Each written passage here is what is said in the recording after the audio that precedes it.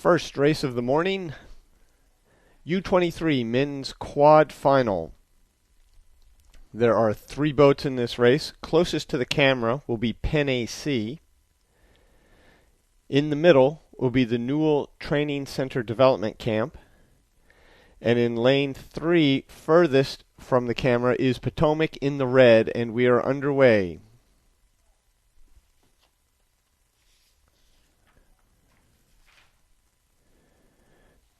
Penne C closest to us.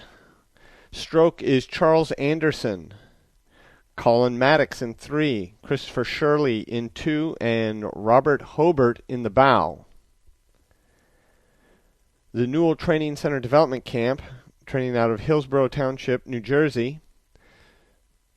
And out in the lead right now by a little bit is Travis Taffy.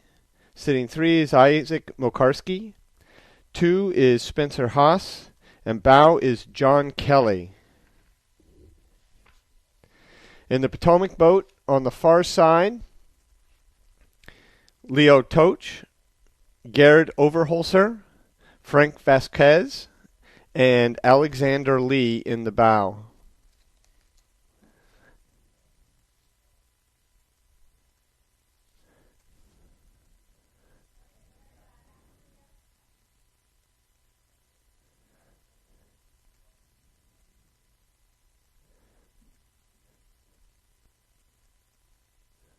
Getting close to the 500-meter mark.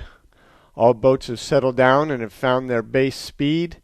And it looks like in the middle, the Newell Training Center Development Camp has the best base speed at this point.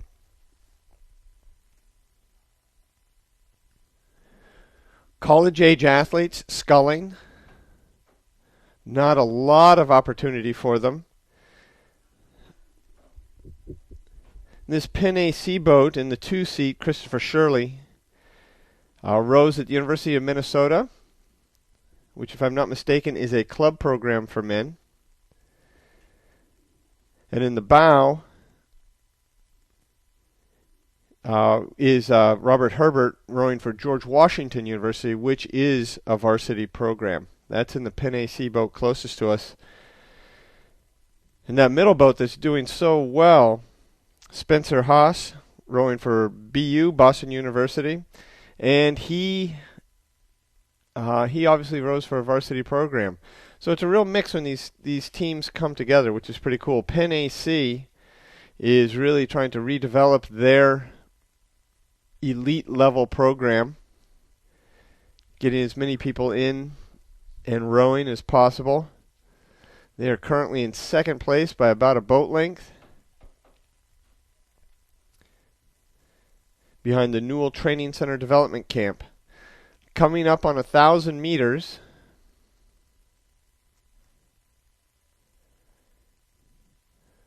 right there, 1,000 meters.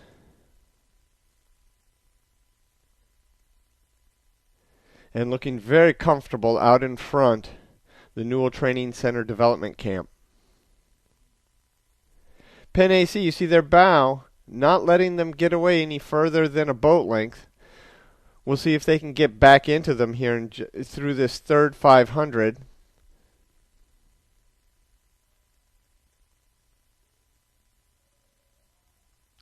Trailing by about a boat length of open water is Potomac from D.C., rowing out of the historic Potomac Boathouse.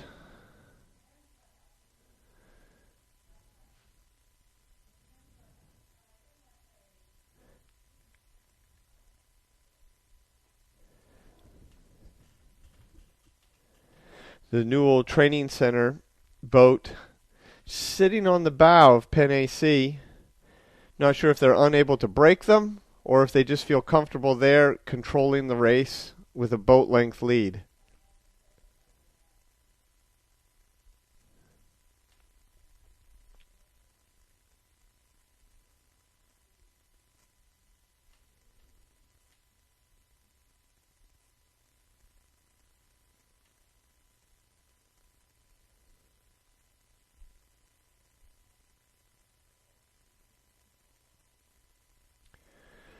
The point here is 500 meters to go. And we are now switching to our finish tower camera. From the top of the finish tower, less than 500 meters to go. Our perspective changes. Sorry about that. But that's what we have to do. It is still the Newell Training Center out in front by a boat length. Penn AC. They have just over 250 meters. You can see the buoys go from yellow to red, signifying 250 meters to go.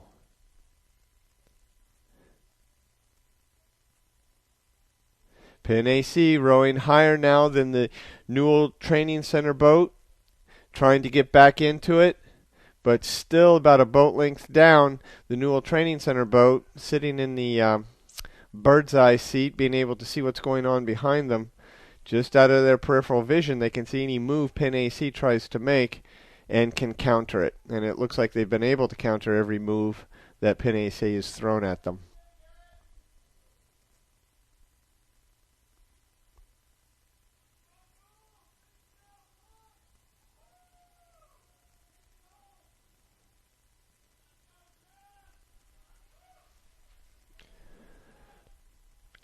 Just a couple strokes to the line.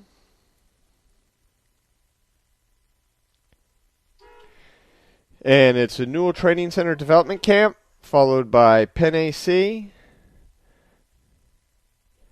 And coming to the line now is Potomac. Next up is the U23 men's 4-width.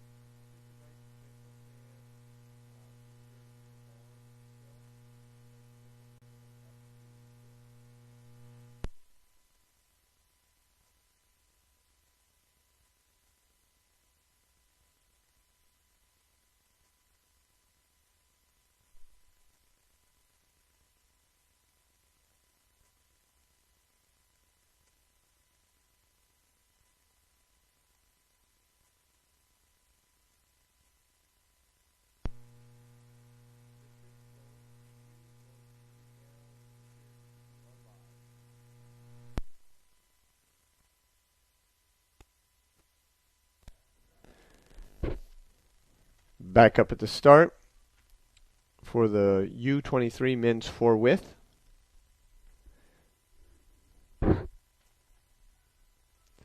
We have about a minute to go.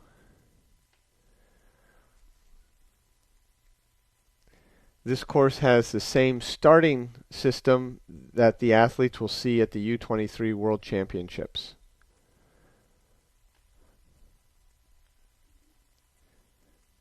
For typical races, the starter says attention and raises a flag and then says go. Here, starter says attention, and then you can see the little red lights come on and green, and they're off. So it's a green light and a tone. No flag from the starter. And it's nice to have that starting system, again, because that's what they'll see at the World Championships. For a lot of athletes, that's something new and different, and so you don't want those kind of surprises when you show up at the World Championship. You want something familiar. In this boat, closest to the camera is the Seattle Area Rowing Association. I'm going to go out on a limb and say a lot of those guys are Huskies.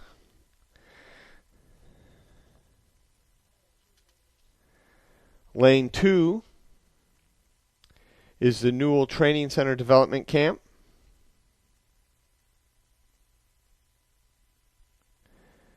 And looking at those blades, go out on a limb, say those guys are from Harvard.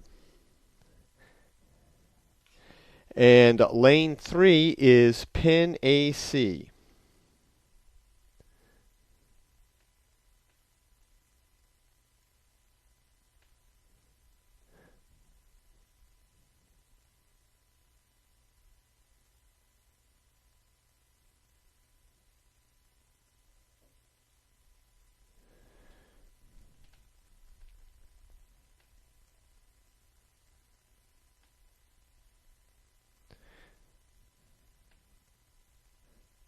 Seattle area with just an advantage right now, but it's still early in this race.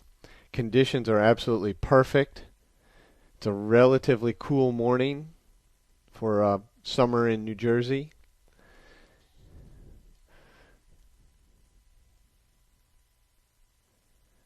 And a lot of these guys, if they race at the IRAs, were here not too long ago.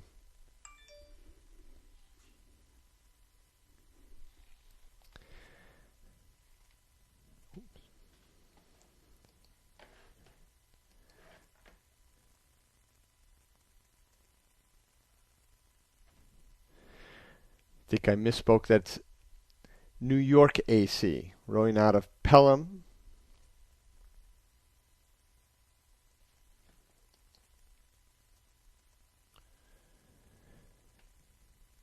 And they are trailing a little bit, but they are certainly not out of it. The Seattle area rowing boat was moving away from the Newell Training Center boat, but they are not able to break them, and New York AC is coming back a little bit. This race is actually tightening up as we get to the 1,000-meter mark. Through the 1,000-meter mark, we'll see who takes a move right here. It looks like the Seattle area rowing boat is taking a move, and it is relatively effective.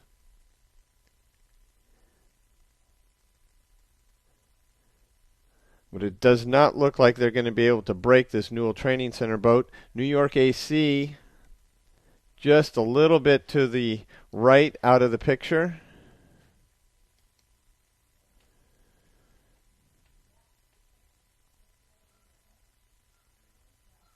There's the bow.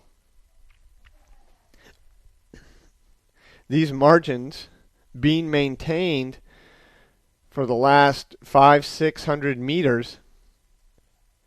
Nobody able to move on anybody very much. A little bit of movement here and there. It looks like the Seattle area boat now is starting to push out a little bit, but not much. You see the stroke looking over, seeing that bow moving up just a little bit.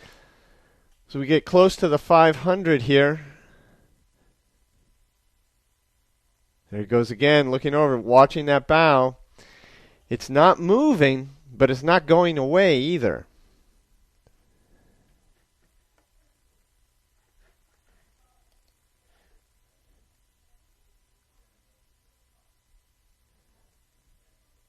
Well, it's moving now. The Newell Training Center boat moving up a little bit. Now a half a boat down. We will see who has a sprint between these three boats.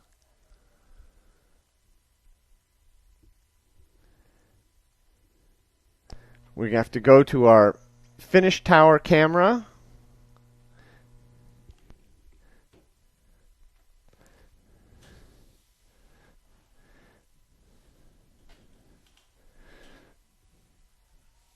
About 300 meters to go. You can see when the buoys turn yellow to red, that's 250 meters to go.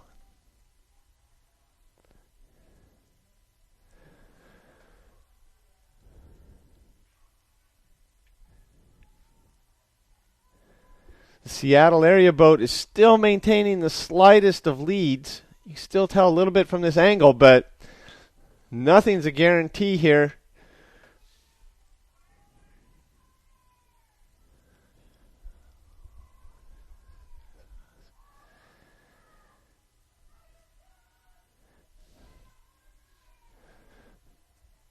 And the Seattle area boat pushing it out a little bit.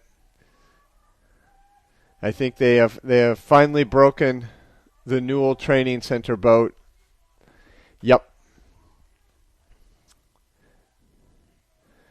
Newell boat, I think, realized they could not catch them. Coming to the line, Seattle area rowing, Sean Kelly, Samuel Pettit, Arnie Lenbo, Ezra Carlson, and Riley Milne will be off to the U23 World Championships.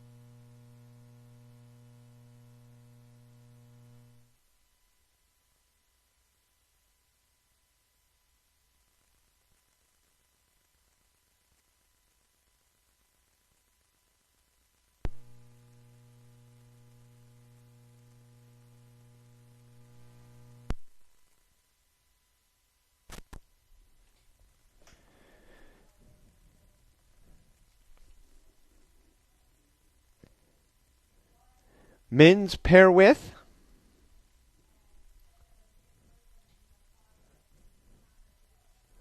That's what's up next.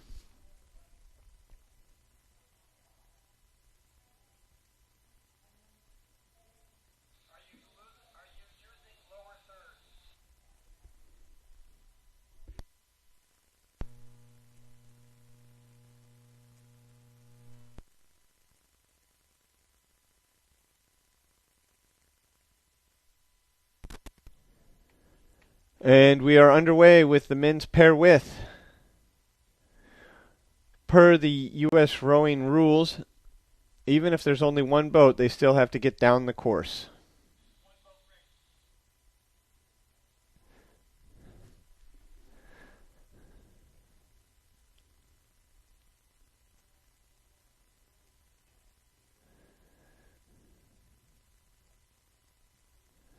Pair width used to be a lot more common, used to be raced at the IRAs. The IRAs dropped it some years ago, but it is still contested at the Senior World Championships.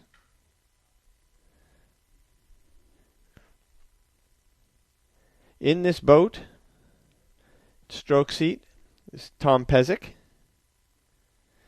from Farmington Hill, Michigan. Rowed at the University of Michigan. Very successful club program.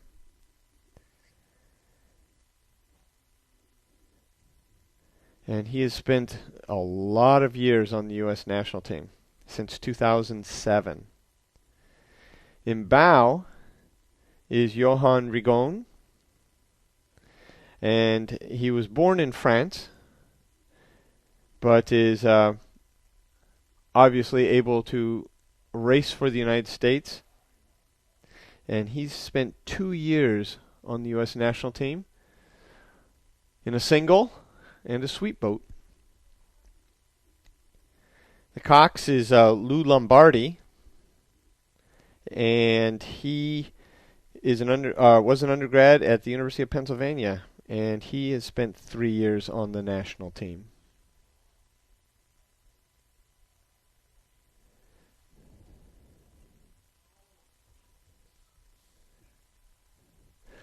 This boat, also known as the floating leg press,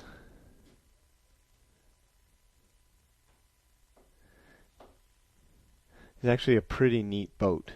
And like I say, this is about the only place you're going to see it.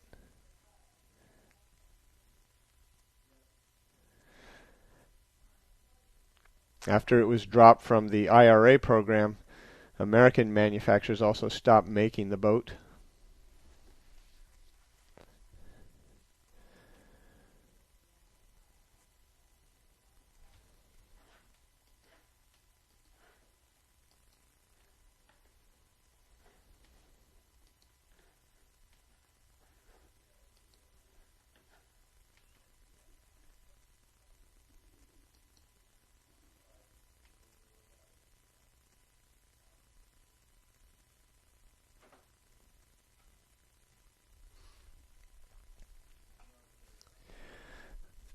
These guys row for Vesper. Vesper just won the All Points Trophy at the Club National Championships.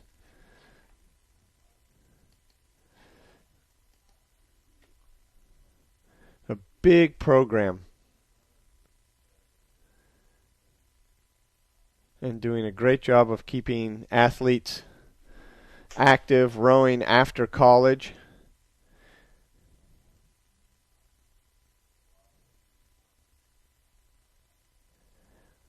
We see entrants from Penn AC and Undine. There are 42 different programs represented at this mega trials, U23 Senior and Junior World Championship trials. 42 different programs and 17 crews that are unaffiliated. And the crews are from all across the country. Few from the Midwest, Florida, and a handful from each coast.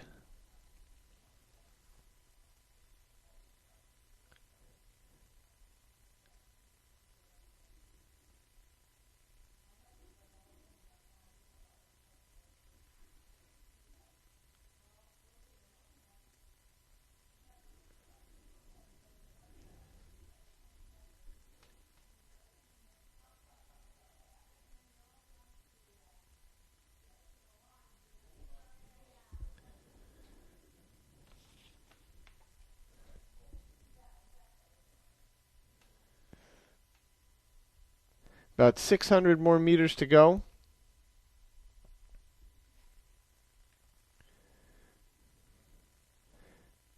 And these guys look like they're throwing it down. Great opportunity to get a race piece in, see what their time is, see where they're at in comparison to their competitors.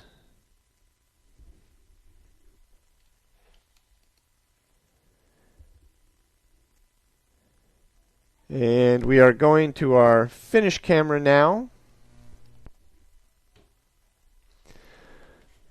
And watch these guys finish out their piece.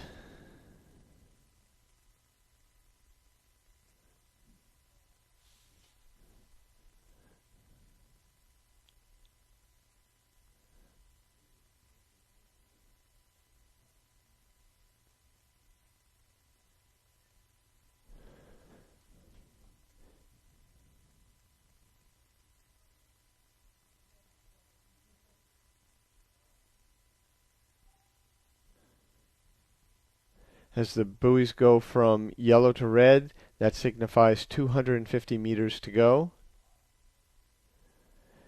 You see them starting to wind it up a little bit. Yep, they're really going to lay it down here. Get a good solid piece in under, quote, race conditions.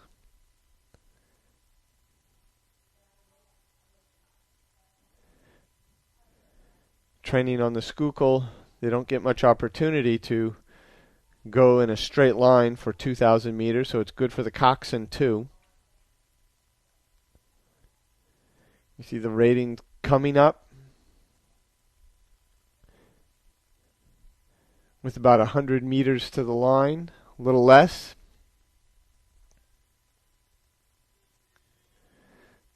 They're going to push it all the way through. Tough piece, time trialing. But these guys are experienced, they know how to lay it down. And they are over. Next race up is the U23 men's single final. And that will be coming in just a couple minutes.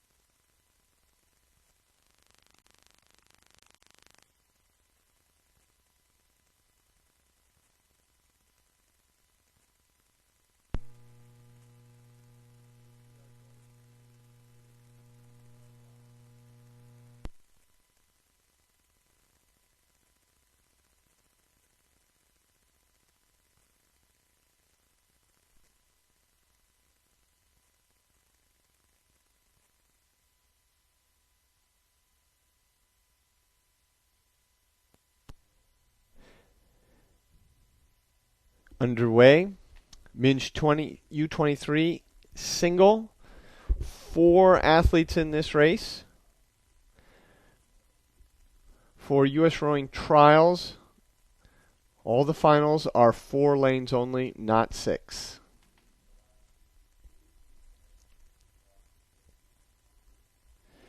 Closest to the camera will be Andrew McMillan, undergrad from Tufts University, and rowing for Craftsbury Common, Vermont.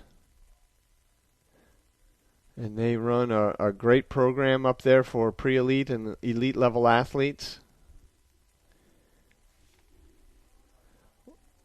Lane 2, also in the green top, white and green top, is Ben Davison, undergrad from the University of Washington,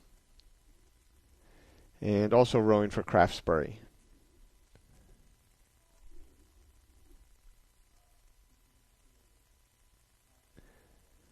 Now the athlete on the far side there, in the red top, is John Ganji, rowing for Jacksonville Rowing Club, where he is from, but he rowed at the University of Washington. But out in front, right, we're going to see him in just a moment, there he is Lucas Bellows, rowing for Olympia Area Rowing Association. He's actually from Minnesota and rowed at the University of Minnesota. Will graduate next year. And he has never been on a national team before, but he is laying it down. Ben Davison putting on the chase here. Ben Davison does have international experience.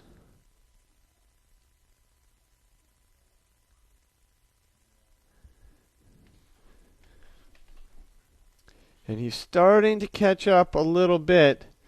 Those two are leaving teammates and competitors behind.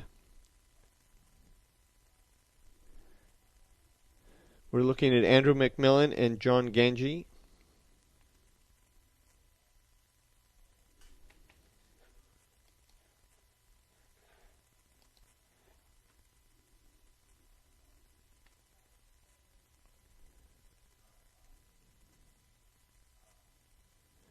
Even though it's a still shot, we have a sort of dead spot in the course.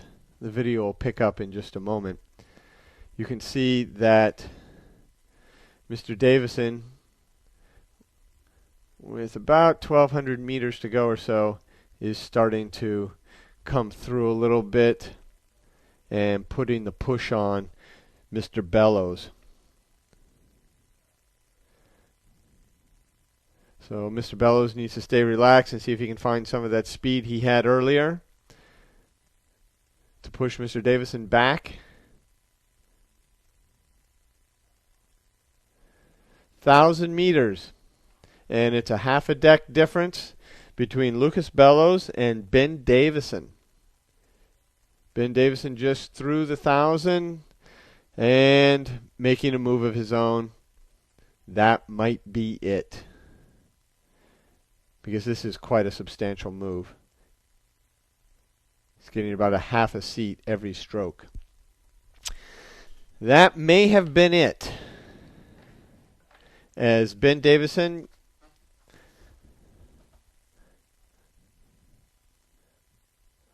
rowed for the University of Washington, but in the summer spent time in the single. Lucas Bellows threw it down for the first 1,000, but just could not maintain speed.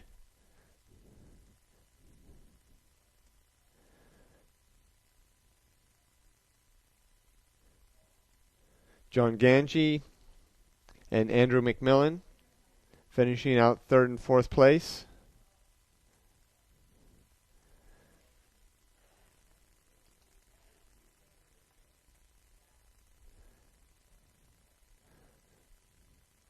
Lucas Bellows. And starting to run away with it now is Ben Davison.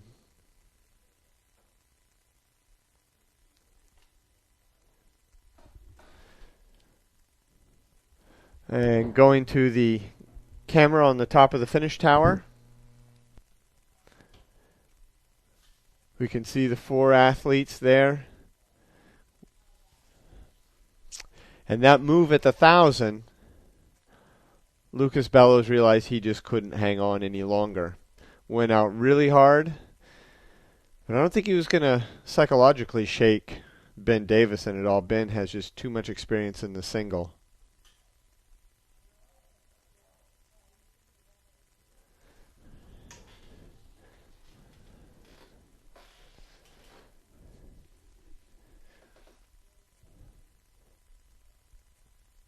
They have about 400 meters to go.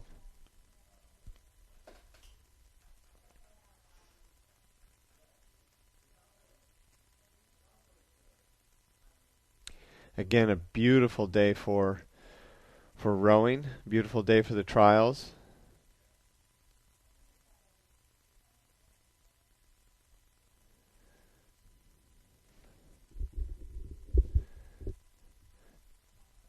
If you want to see times, you can go to herenow.com, go to races, look for the U.S. Rowing trials, and you'll find all the information you want right there.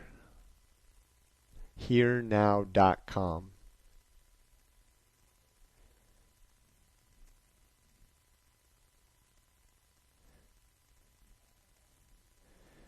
Ben Davison rowing in the distinctive Craftsbury Green Racing Project uniforms.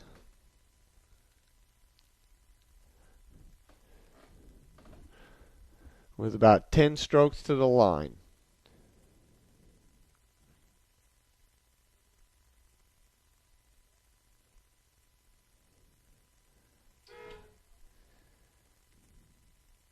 Congratulations, Ben. Off to Rotterdam, August 21st through 28th. It's a long regatta, and they've got finals and spread out over different days, so make sure you know the schedule well if you're following a particular athlete. Andrew McMillan across the line. Lucas Bellows. And the last athlete will be John Ganji. U.S. Rowing will have staff members, communication staff members there, and we'll be sending reports back daily, so you can go to usrowing.org for updates on the Mega World Championships, the U23 juniors and seniors, all at one event, first time ever. Next up is the men's double, and we'll go to that in just a minute.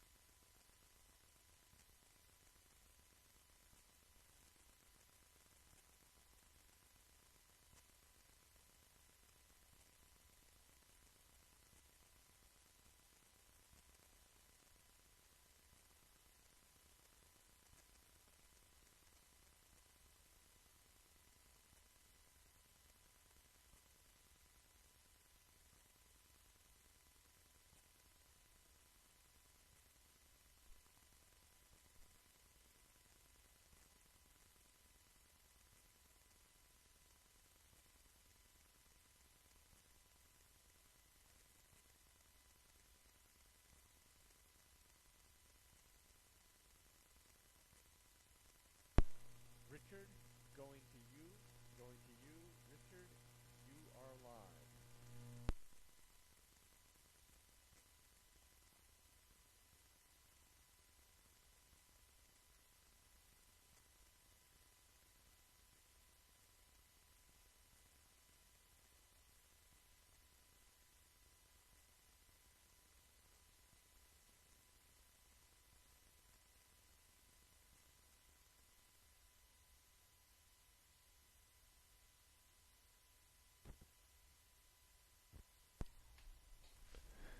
U23 men's doubles is underway, and as you could see, the Potomac boat looks like they had a little bit of problem off to the left side of the screen, or the right side of the screen.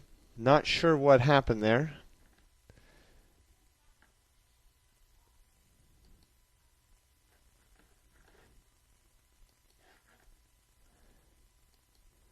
But that effectively took them out of the race.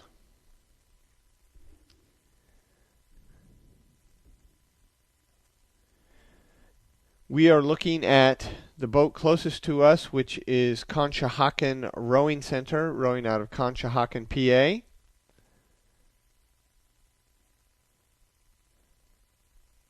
And they are doing a nice job there with about 500 meters gone.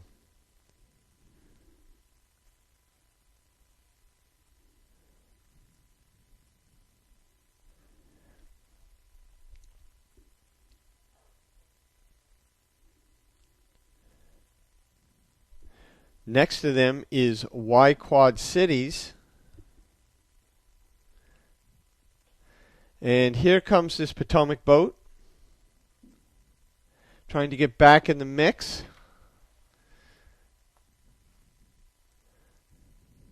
A lot of adrenaline coursing through their veins after something like that happens. Not sure what happened, but they're trying to get back into the mix here. We'll see if they can. This Conshohocken boat of Michael Glaud and Michael Yaron doing a nice job out front. The bow of this boat, undergrad at University of Pittsburgh, graduates in 2018.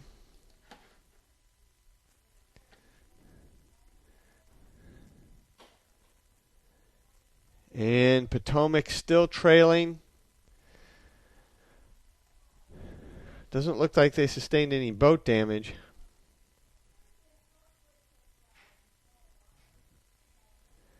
But now with 3 boats of open water between them and the leaders, it's going to be a pretty big ask to get back up on terms with this Conshohocken Rowing Center boat.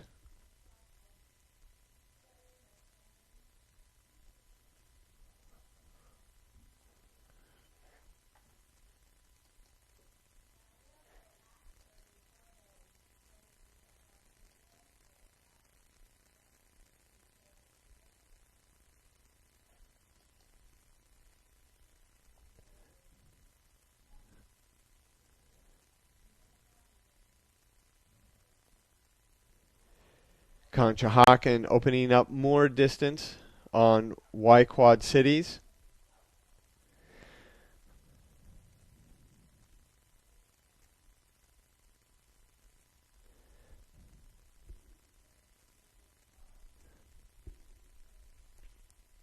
Y Quad Cities stroke seat Elijah Ingelke from Cincinnati, undergrad at Brown, rowing with a teammate, Eric Blood, from Fort Washington, PA, also from Brown University.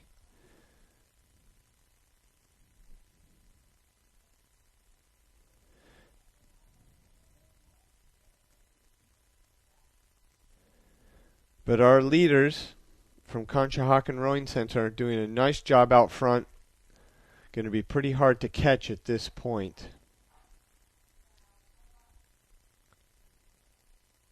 They controlled the race from early on and have just extended their lead very slowly, but through the entire race.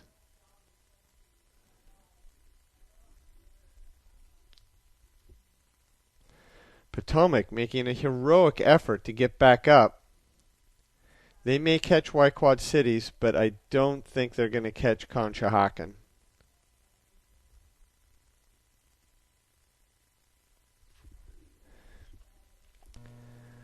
Going to the finish tower now.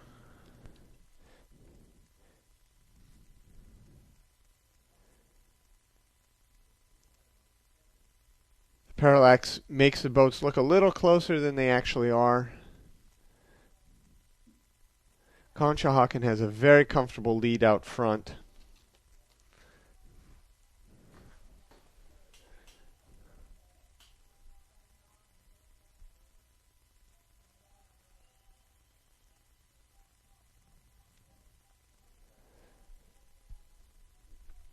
But they still need to be very careful in their rowing, because as we saw earlier with Potomac, things can go wrong.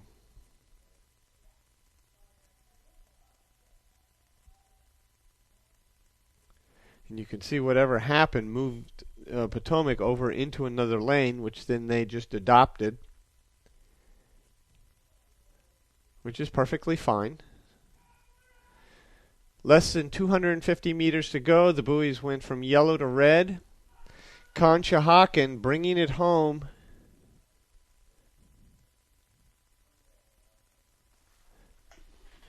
Doing a nice job out front. Nobody really pushing them because they have open water. Couple 3 boats open water on the nearest competitor. Nearest competitor might be Potomac at this point. We'll see as they get closer to the line.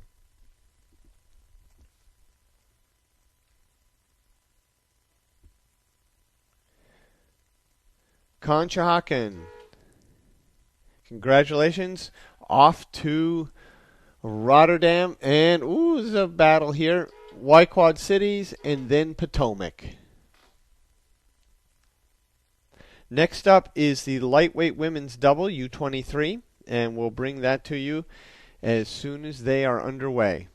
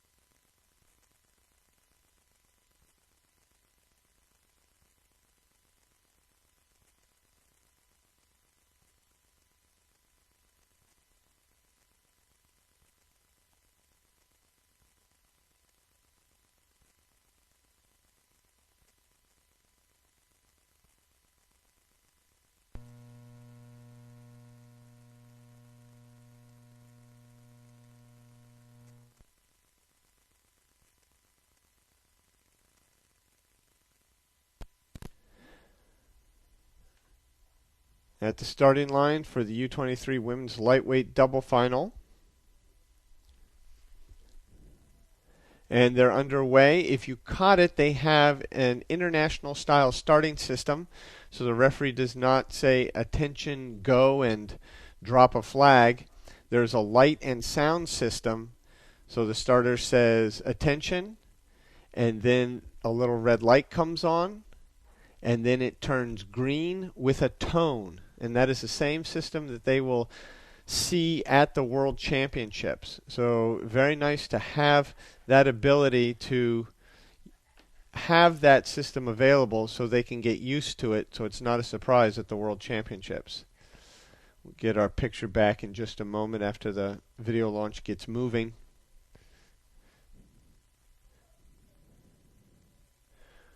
Four boats in this race. Lane 1 closest to us, right out of view to the right, is Y-Quad Cities with Ann Phillips and Sophia Muckenfuss. Lane 2 in the red and white striped tops, Charles River Scullers, Mariana Felix, and Adrian Belowski. Next to them and leading at this point is Saratoga Rowing Association from Saratoga Springs, New York, Olivia Farrar and Emma Hopkins. And on the far side, in the multicolored top, pink and light blue, from GMS Rowing Center is Ella Kemp and Elizabeth Schuler.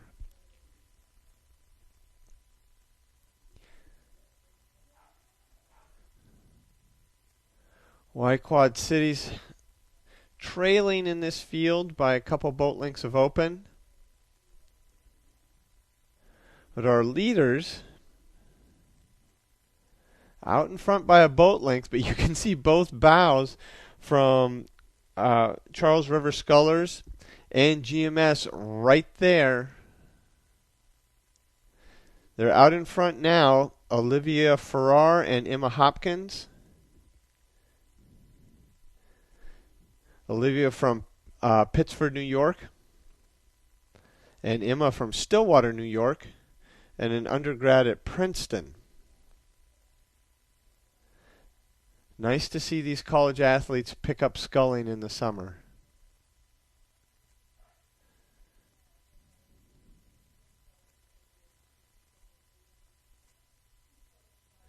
As our women's national team coach Tom Terhar said, you know, if the athletes want to get away from sweep rowing for the summer and do something different, they should scull. So here they are. They're sculling.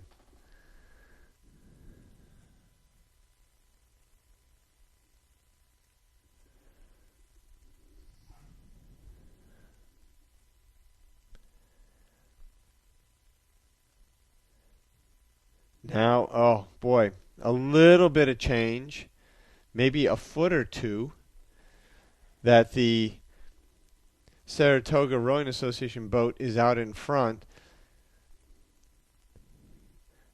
Y-Quad Cities trailing. Saratoga out in front by a foot or so of open water, and that has been the only margin change in the last 500 meters. Well, it looks as if GMS is not able to hold on to the pace. And now at 1,000 meters, Charles River Scullers with Marina Felix and Adrian Belowski starting to make a move here. Of course, Saratoga, being in the lead, can see every move that's thrown at them, and it's much easier to respond. The question is, can they? Charles River Scullers got a half a boat, but the response from Saratoga has been nil. They haven't been able to get that boat length lead back again.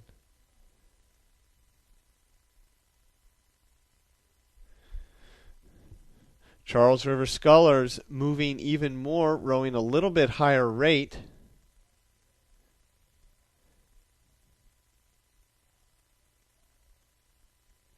And now the margins are starting to close. GMS looks to be out of the picture now.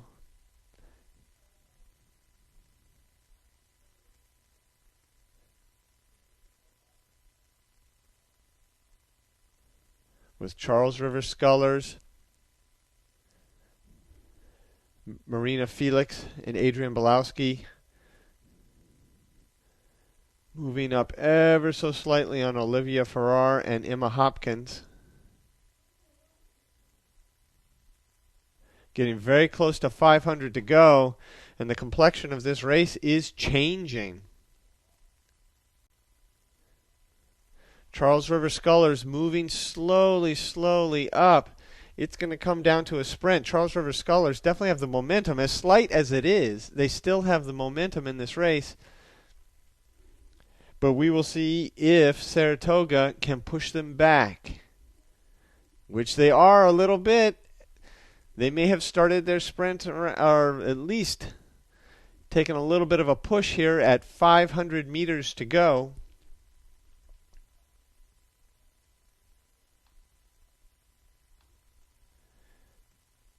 And they are starting to push the Charles River Scullers back.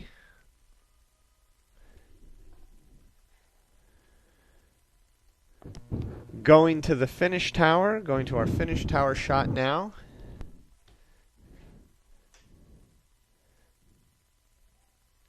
We can see all four boats. It's the two boats in the middle that are in contention. Closest to us now is the Saratoga boat. And it is still holding off the Charles River Scullers. Charles River Scullers put on a good push in that third 500. But Saratoga was able to hold them. And now I think they are back in control of this race.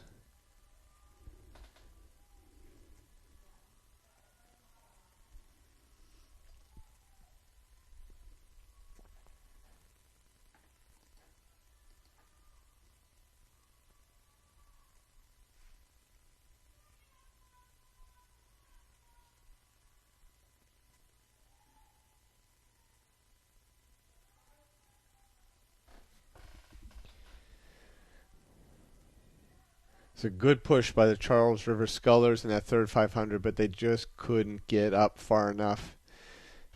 And Saratoga in the fourth 500 have just put them away.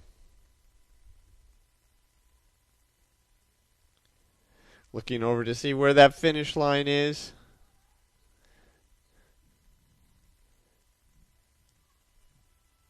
Olivia Farrar and Emma Hopkins, congratulations. Off to Rotterdam to the U23 World Championships, August 21st through 28th.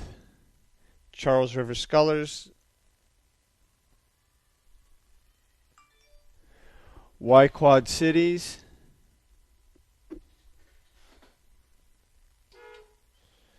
and GMS Rowing.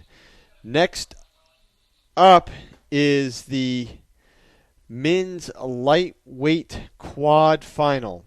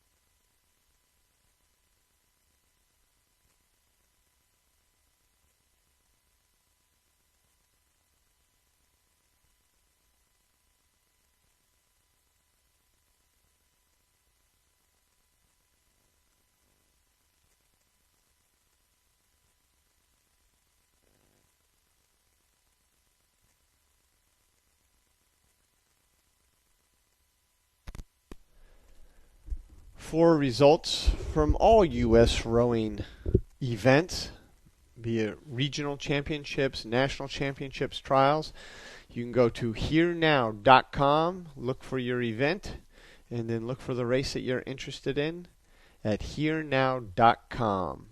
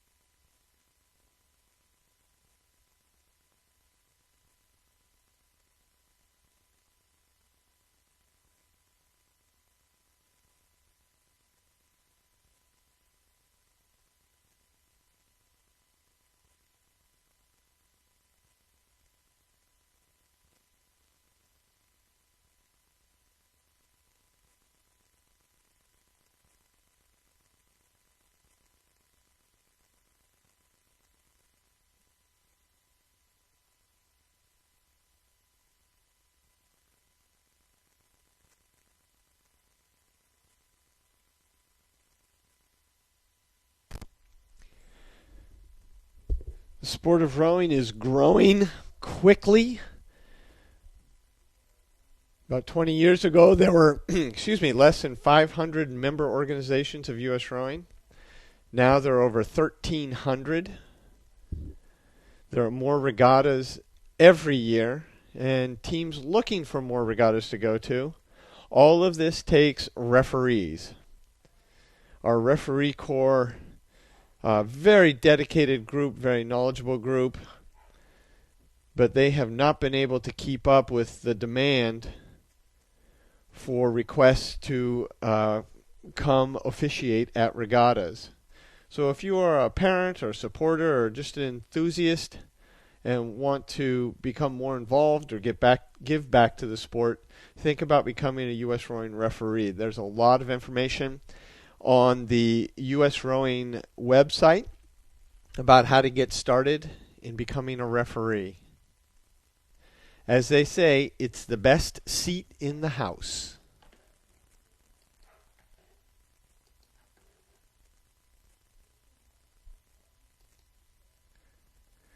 The next race starts at 9:10, so we have a few minutes before it starts.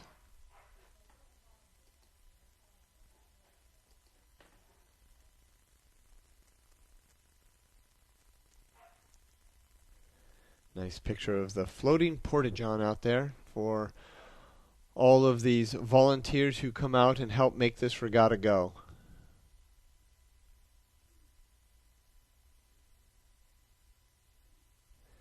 Next race is at 9:10. 9:10, a little bit of a break here.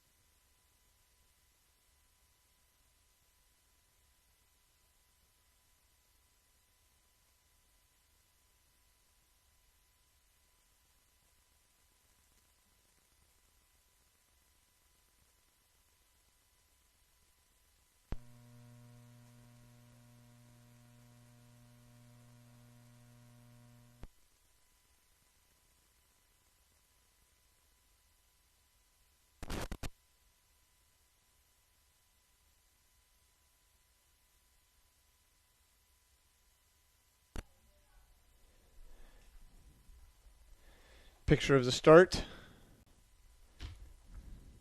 This is the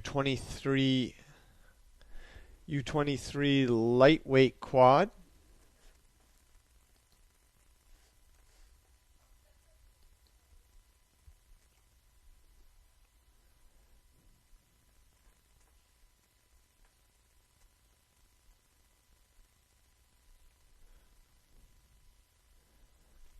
We're a couple minutes from the start.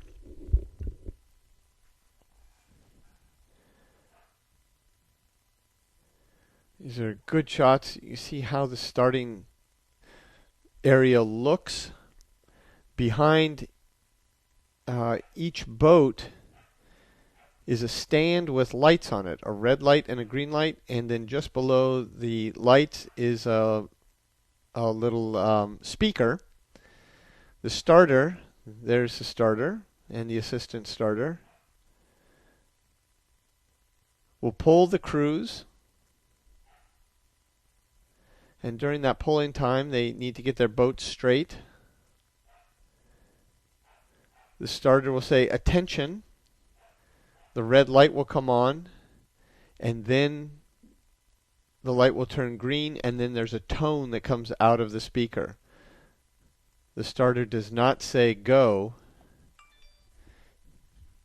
but it's just a tone and attention. Or attention, then a tone.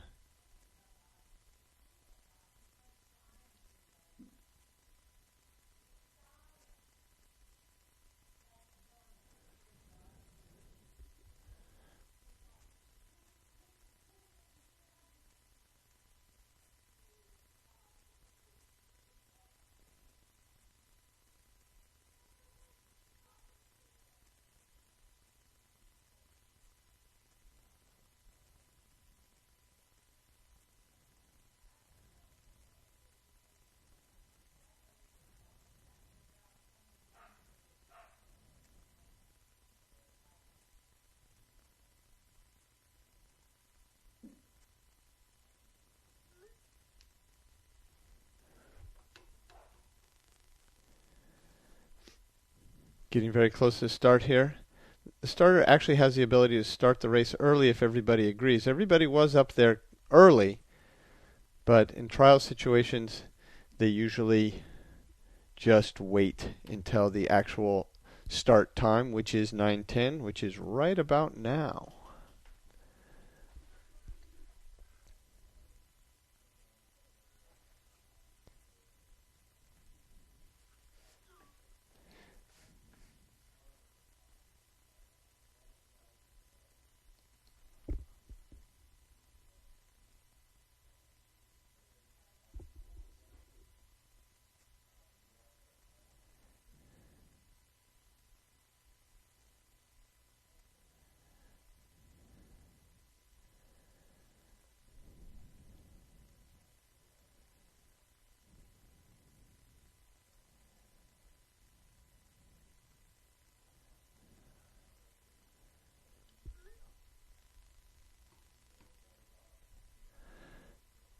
Closest to us in lane 1 is GMS Rowing. Lane 2 is Vesper, and they are in the lead right now. Lane 3 is Undine Barge Development Camp. And just out of the picture on the far side in the red tops will be Potomac. But Vesper with James Nelson, Michael Landut, Soren Kozics, and Andrew Rouse are doing a nice job out in front. Undine, who they share a river with down in Philly, not going to let them go so easily. In the bow, that's Andrew Seski. Then Landis Walsh, Casey Hauschow, and Reed Cucci in the bow. Stroke of this boat that we're looking at, James Nelson. Well, we're switching to the other boat. There you can see Potomac, and there you can see GMS.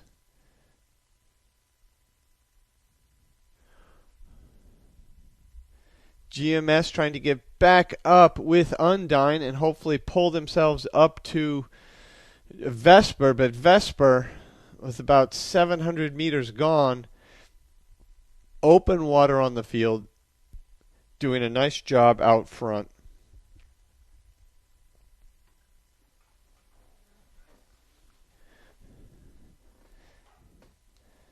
James Nelson stroking this Vesper boat. Franklin and Marshall. It's where he goes to school. Began rowing at Texas Rowing Center, his hometown's Austin, Texas. And right behind him, Michael Landrut from Detroit Boat Club. And he rows at Rensselaer Polytech.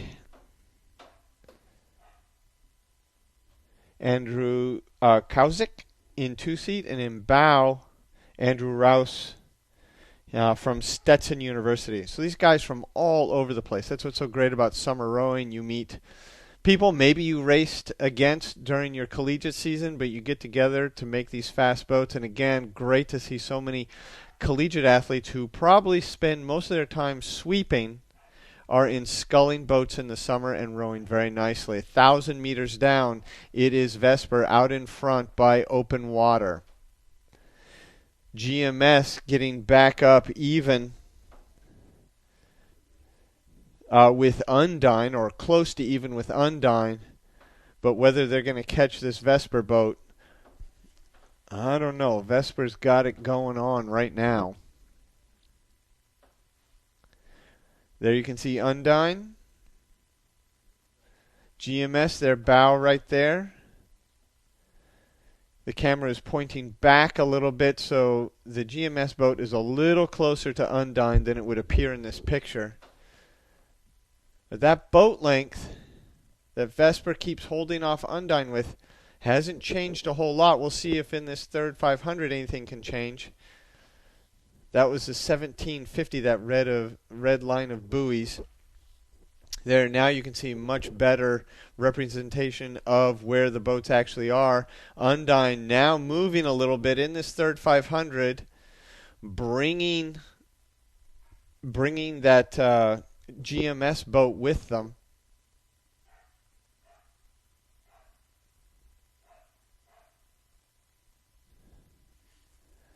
But Vesper still out in front by 3/4 of a boat length. Undine seeing if they can dig into them with 500 to go. It is 500 to go in this race.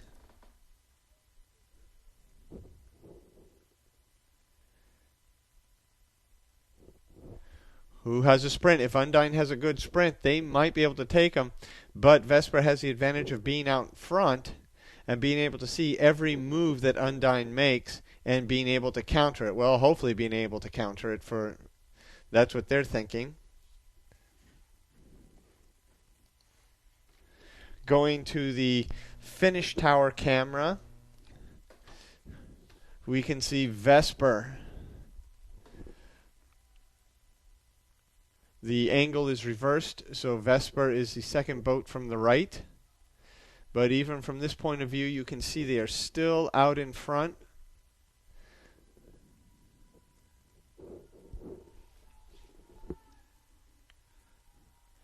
Undine still trailing a little bit.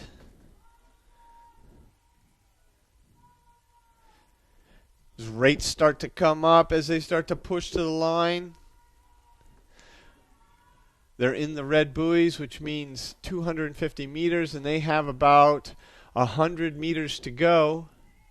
It is still Vesper with a little bit of open water over the field.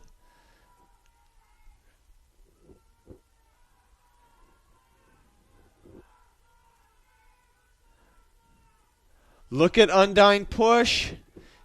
Is Vesper going to be able to hang on? Oh my goodness! Oh my goodness. You're going to have to go to herenow.com. That is the closest race of this regatta. What an incredible last 20 strokes by Undine. The camera that you saw this image through is not the finish line camera. It is not. It is our video camera.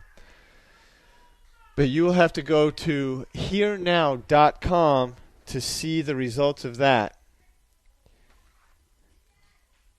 Well, let me tell you.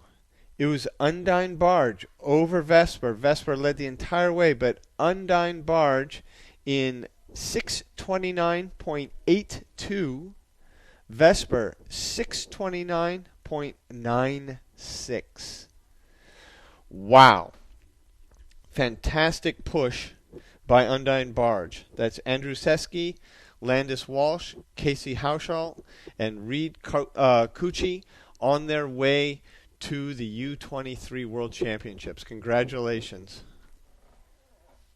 Next race up is a one-boat race, and it is the men's senior lightweight quad. And per U.S. rowing rules, they just have to race down the course. So they will be time trialing it over the 2,000-meter course.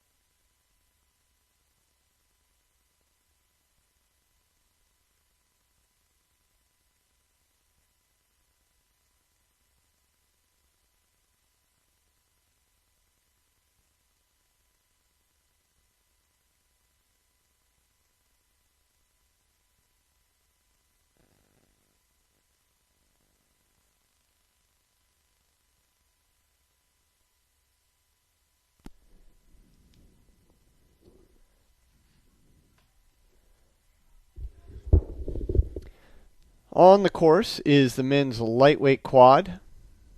This is the senior boat as opposed to the U23. This is a one-boat time trial race. Per U.S. rowing rules, they have to go down the course, even if they're the only competitor. So, not nice rowing, but not nearly as exciting as that last race between Schuylkill River rivals Vesper and Undine.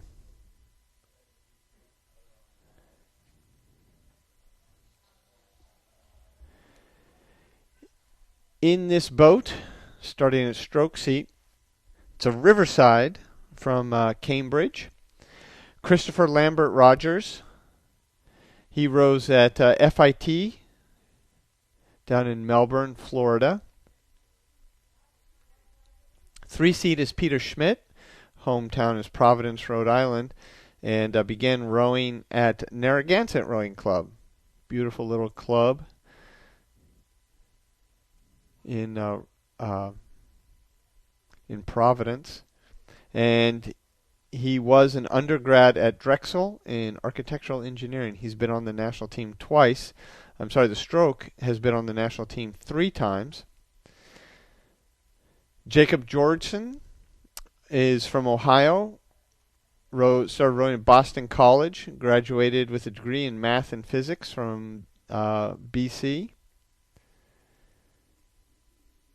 And in bow seat, we'll get his picture back shortly, from Rye, New York,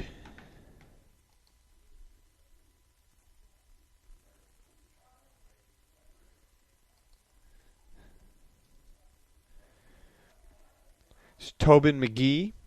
And Tobin rowed at Worcester Polytech, chemical engineering, and he's been on the national team twice. So these guys from all over the place coming together at Riverside to row, make a quad.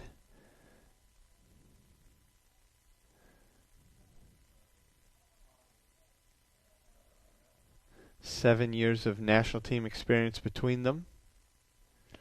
1,000-meter mark. It's tough to time trial, but it's this is a great place to do it because you get to simulate what it's going to be like at the World Championships with the timing system and buoyed course and a referee following you. So certainly not the same nerves at all, but there's a little bit there.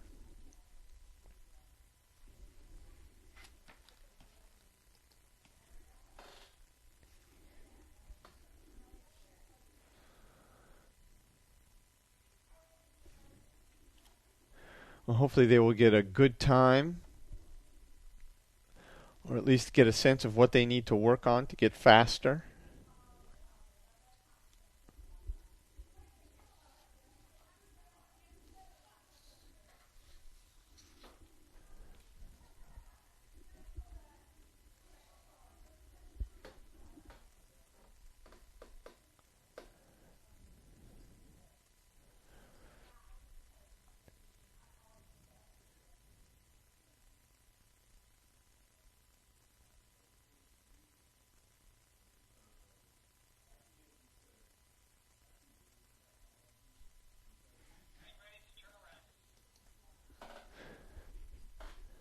And we're going to go to the finish camera on top of the finish tower. Nice view from up there.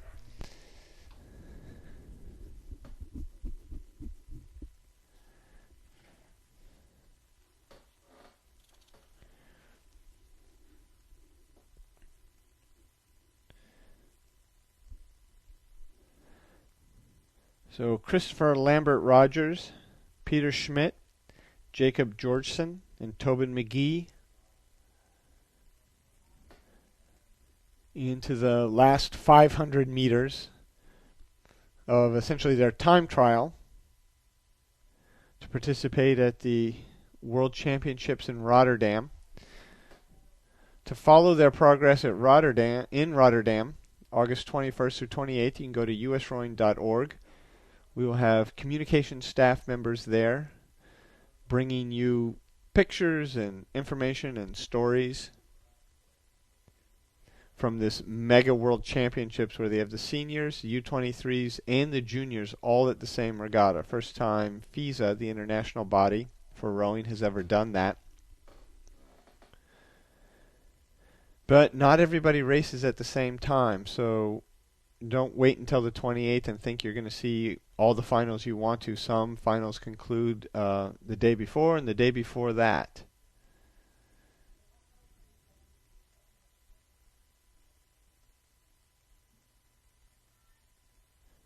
Beautiful conditions for rowing today. Just a slight ripple on the water, which is just perfect. Great opportunity just to lay down a good piece. All right, off to Rotterdam. Congratulations.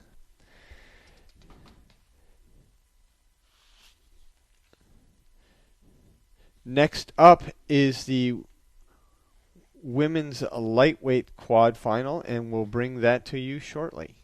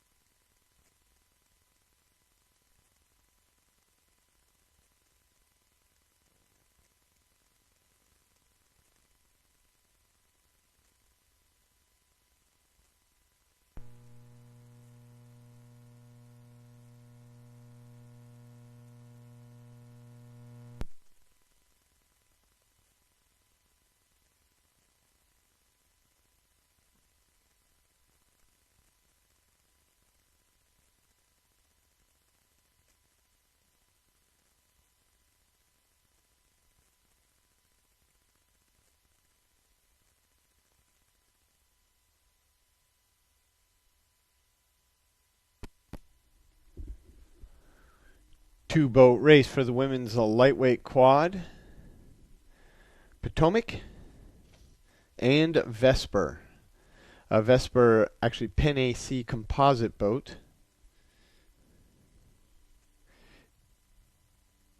Closest to us is Potomac, Riverside, and Sarasota Crew Composite.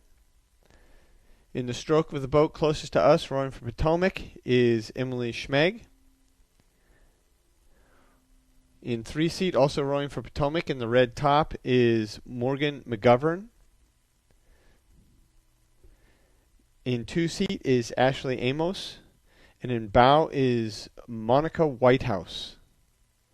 On the far side, we see Vesper, Penn AC composite. Rowing for Vesper in the stroke seat is Jenna Hebert. In three-seat, rowing for Vesper is Helen Tompkins.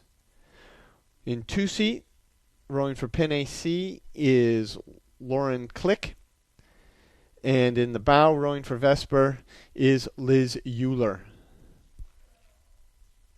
Vesper out to a fast start, but getting reeled in a little bit by this composite Potomac Riverside Sarasota crew.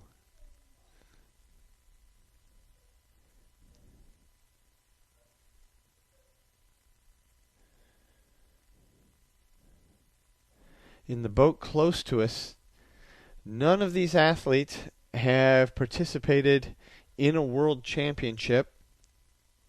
In the far boat, Jenna Hebert and Helen Tompkins both have been on the national team before.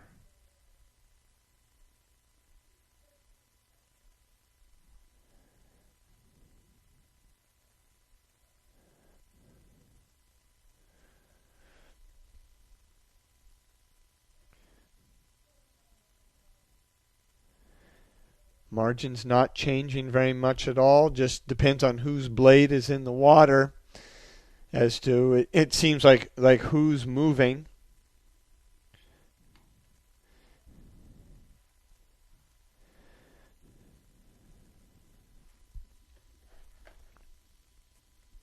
Sorry, we're entering our video dead spot right now.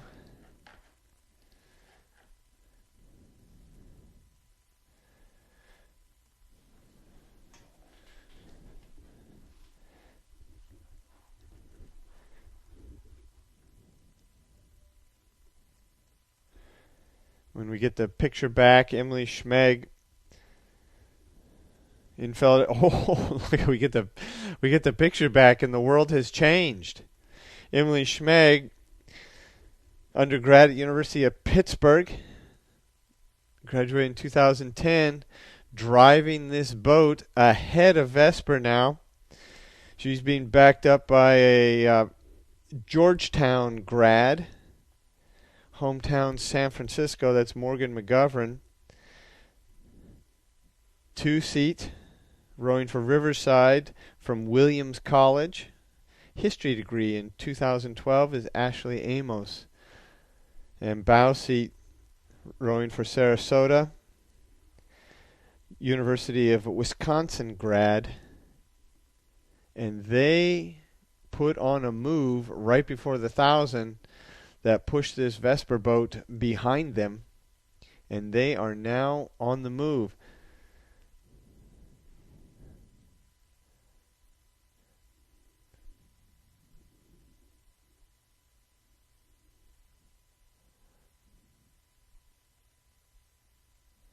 Wow, they may have just broken this Vesper boat. Third 500. And they now have a boat length over Vesper. It would take a Herculean effort to get back on terms with this combo boat of Emily Schmeg, Morgan McGovern, Ashley Amos, and Monica Whitehouse. They are starting to row away with it. Open water. I think Vesper has a sense that they have been cracked.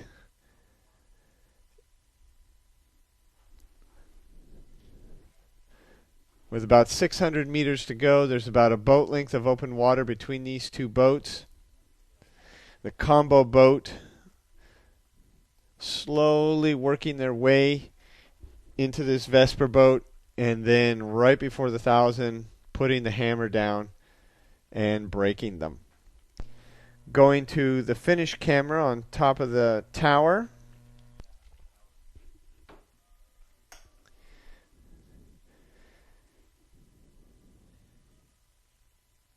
Even though the angle would indicate that the Potomac combo boat is out in front, they really are out in front.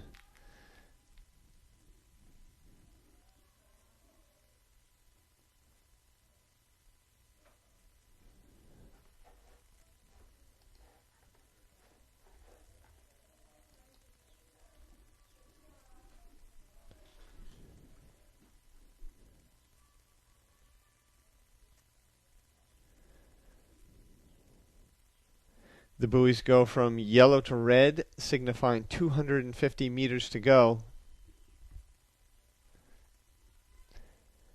Potomac, Riverside, Sarasota combo boat doing a nice job not getting rattled in that first 1,000 meters, even though they were, in the first 250, they were a boat length down. But in the second 500, they just move, and then put the hammer down right before the 1,000. Sorry, we missed those images. But when we got them back, it was pretty clear that something dramatic had happened.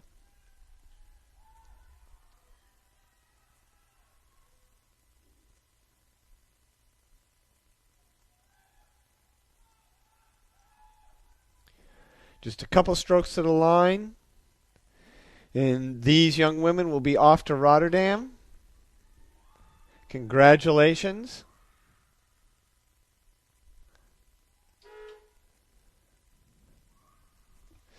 Some very happy people there, and I think some disappointed people. Next up is the men's lightweight pair, and we'll bring that to you shortly. That's just a couple minutes away.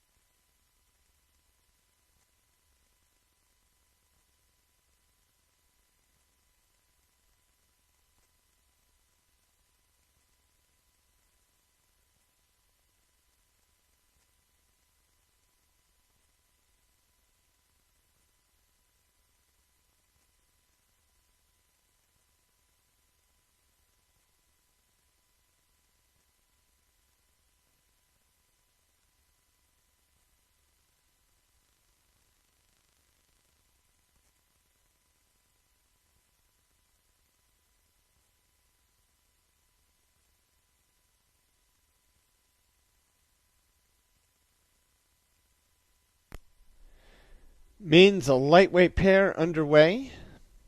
A one boat race.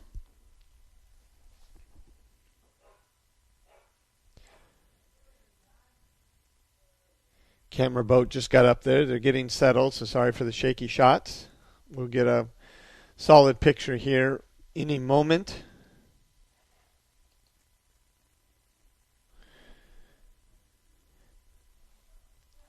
Per U.S. rowing rules, even if there's one boat entered, they still have to race down the course.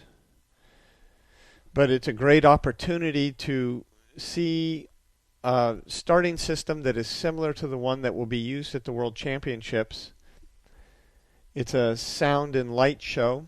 The referee pulls the crews, then says attention, then a red light comes on, and as a green light comes on, just like at drag racing, there's a tone, and that's the start of the race.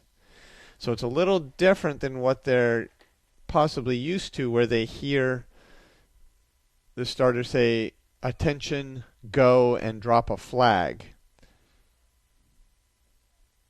So they get to use this opportunity to time trial it, a little bit of race jitters, maybe a little bit, but a pretty controlled environment to get a good piece in, to see what they need to work on later on. This pair is from Community Rowing. The stroke is Peter Gibson, and he's from Belmont, Mass, rowing at CRI. Undergrad 2013 from Brown in Computer Sciences. He's been on the national team twice. Bow seat is Andrew Whalen, and he comes from Upper Arlington, Ohio, and rowed for Upper Arlington. And he graduated in 2013 from the University of Wisconsin in chemical engineering.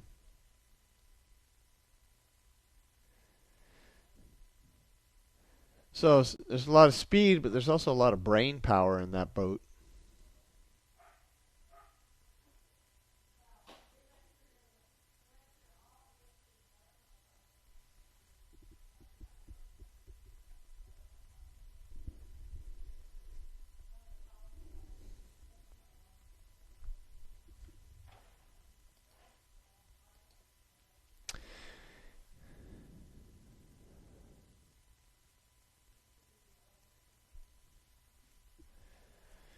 It's coming out of our dead spot on the course. Back to the pair.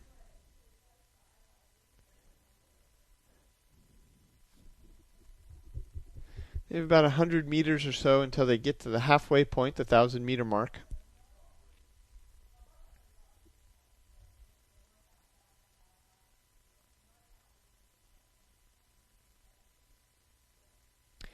Even though we have one entry in this boat, it's a pretty contested event at the World Championships because it is used as a stepping stone to an Olympic event, which is the lightweight men's straight 4.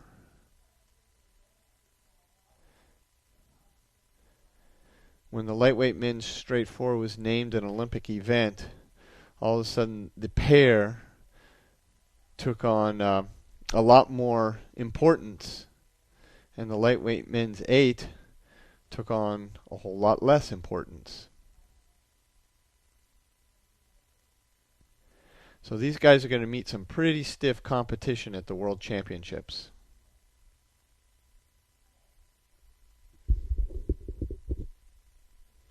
And to follow this boat and all the other boats at the World Championships, August 21st through 28th in Rotterdam, you can go to usrowing.org. We'll have plenty of information up there about the regatta, about the racing, about the goings-ons.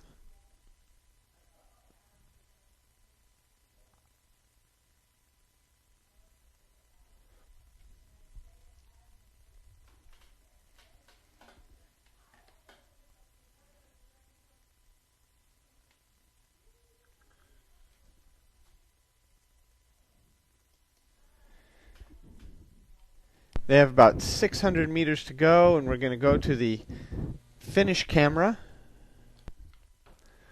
on top of the finish line tower here at Mercer County Park in West Windsor, New Jersey. Beautiful day for racing. After this event, we get into semifinals and repechages for the events for the finals tomorrow. And those races go from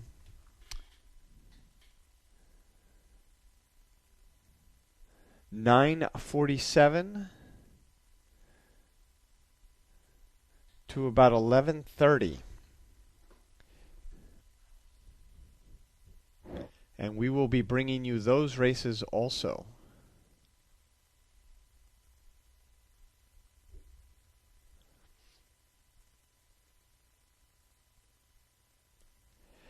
You can see the buoys turn from yellow to red. That signifies 250 meters to go. These guys are cranking it up a little bit in the last 250 meters. Lay down a good piece. Check their time.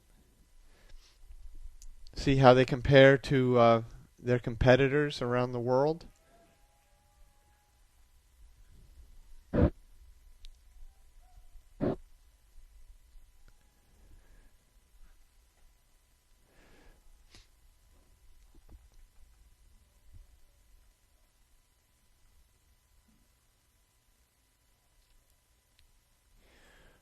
Rowing very nicely here in the last 100 meters as Peter Gibson and Andrew Whalen come to the line, men's lightweight pair.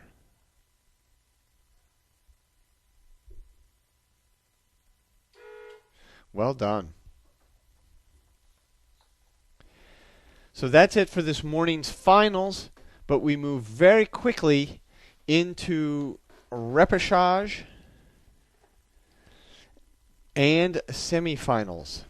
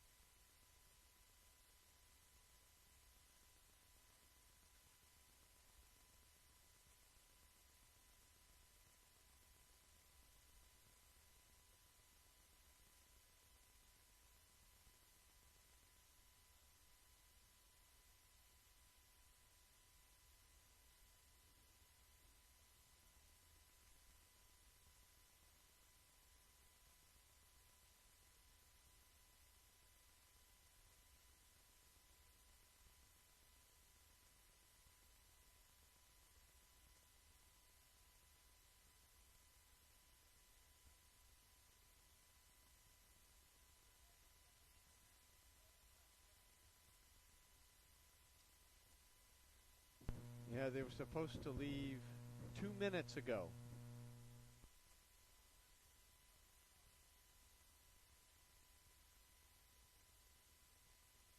Maybe the starter didn't read the schedule properly. Oh, there they go. There they go.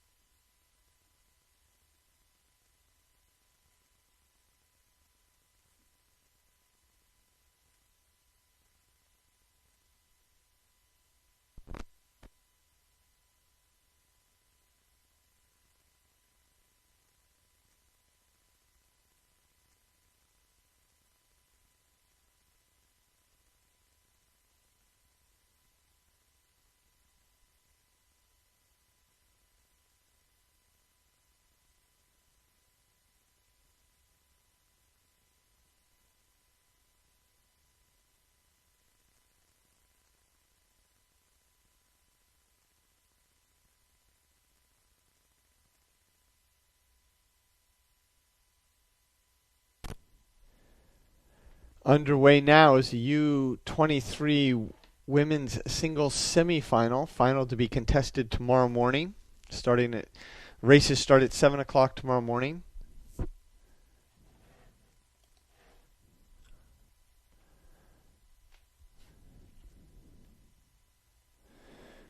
Once our camera launch gets moving, we'll have a better picture.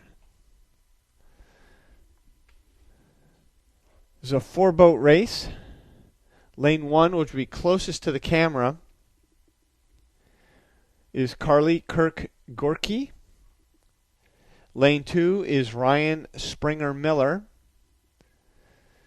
And lane 3, out in front right now, is Emily Calfels from Narragansett.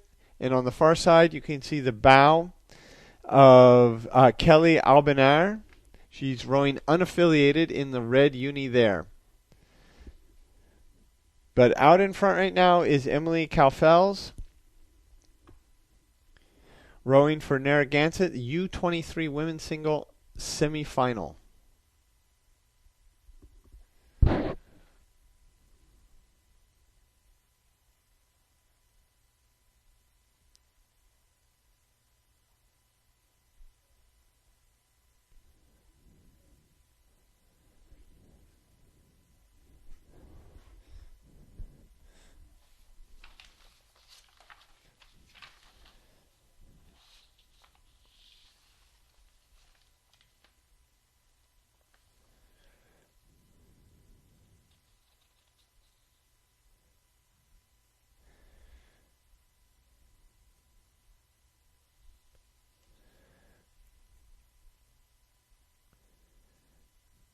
This trials is the largest World Championship trials U.S. Rowing has ever held. Started with a time trial on Monday. Juniors had their final, best 2 out of 3, yesterday. Some finals were this morning, some finals are tomorrow morning. So it's the mega trials for the mega world championships.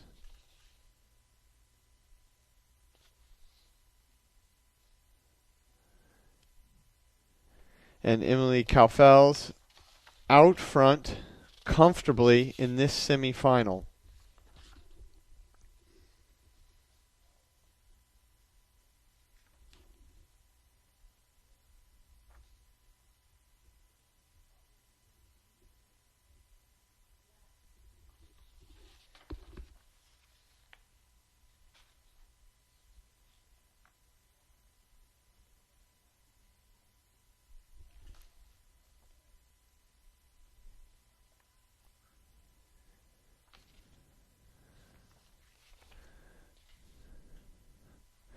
Thousand-meter mark.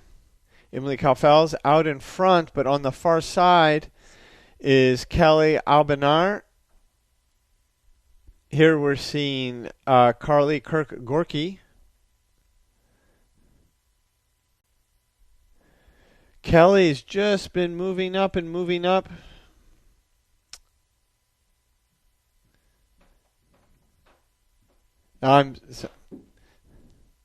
This is Emily. She's comfortably out in front. That was Ryan Springer Miller and Kelly Albanar who are battling it out for second place.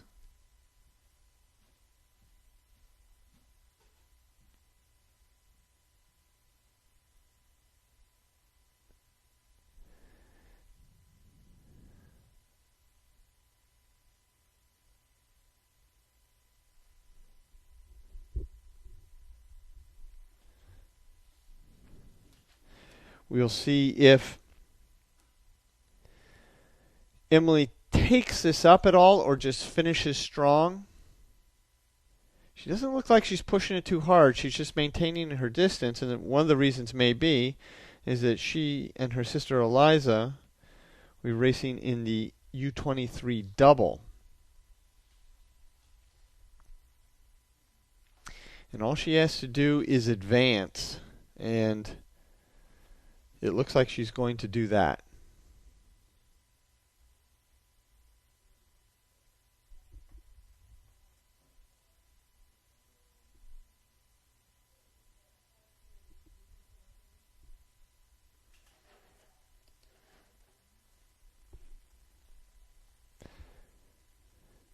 And going to the finish tower.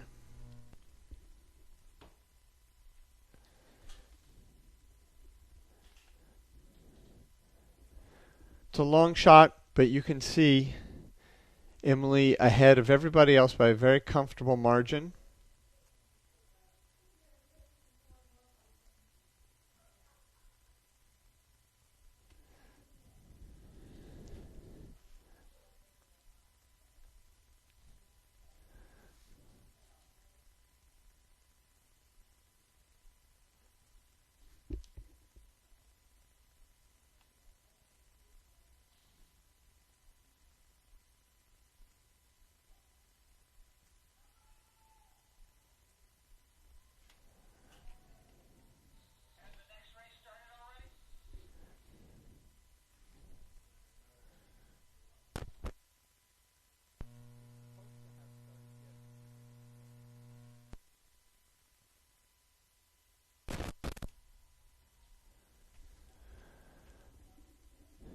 For these semifinals and reps, there's races every 7 minutes.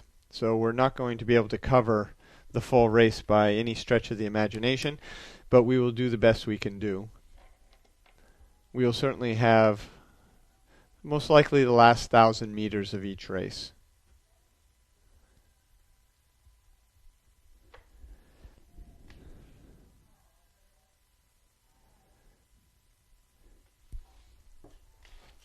And our leader, Emily Kaufels, is just rowing this home.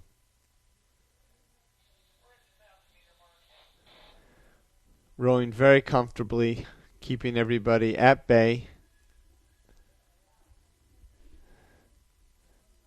So second place, Kelly Albanar, she will also be advancing.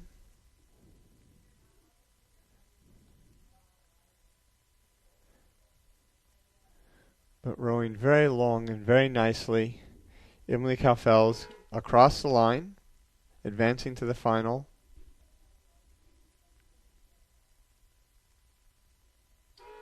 As will Kelly Albanar. Next up will be semifinal 2.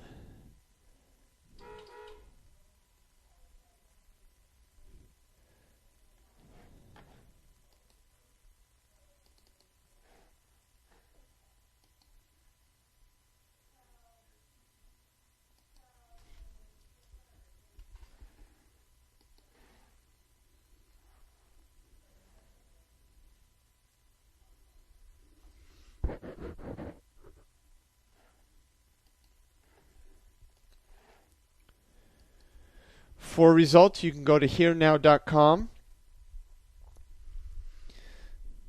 Herenow.com provides results for all U.S. rowing events, from regional regattas to national championships to trials. Herenow.com. Very easy to use website, and find the race you're looking for, and then the event, and then the actual race.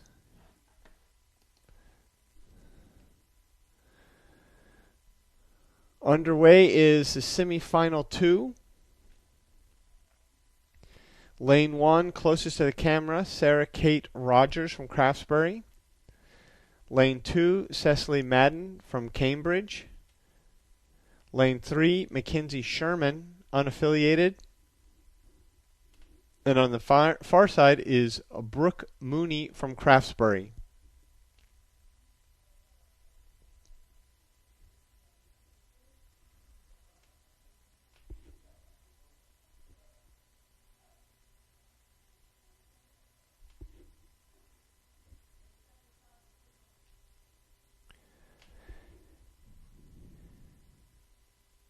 And judging by the blade color, that is Cecily Madden from Cambridge out in front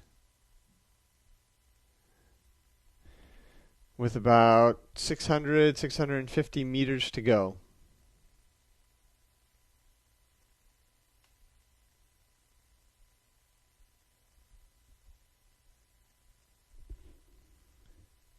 Top 2 will advance to the final tomorrow morning.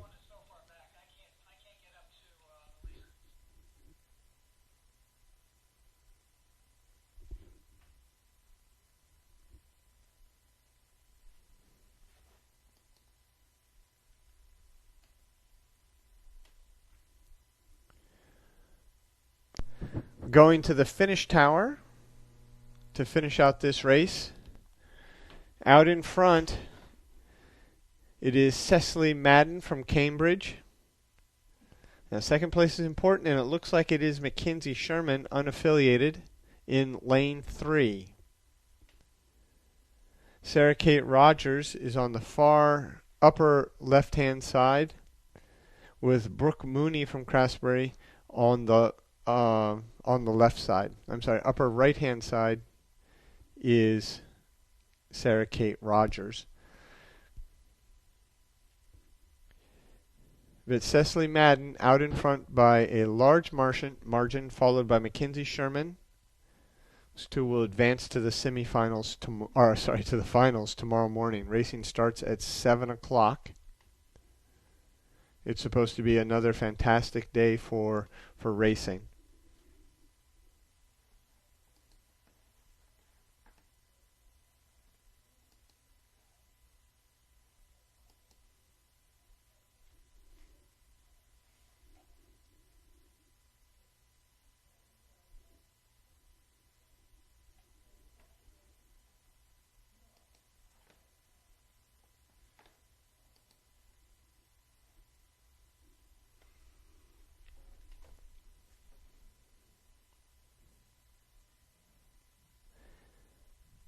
Buoys go from yellow to red, signifying 250 meters to go.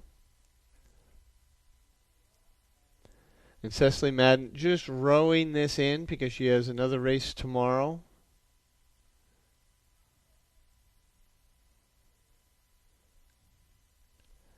This ended up being more of a training piece than a real race after probably about the 500, 750 meter mark.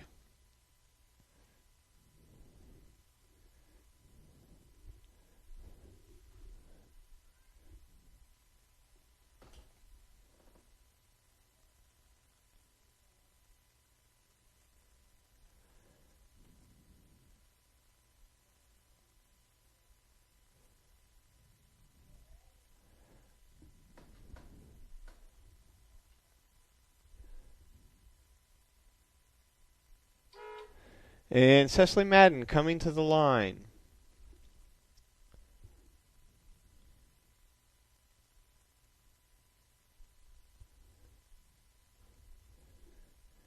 Mackenzie Sherman is over the line.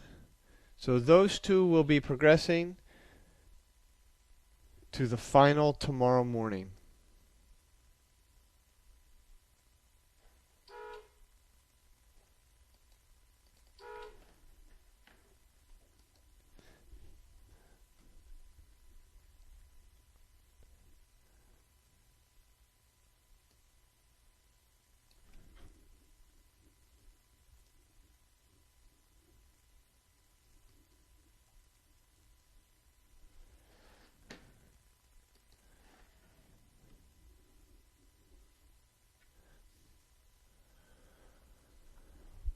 On the course right now and in a frozen picture is the U23 men's pair rep.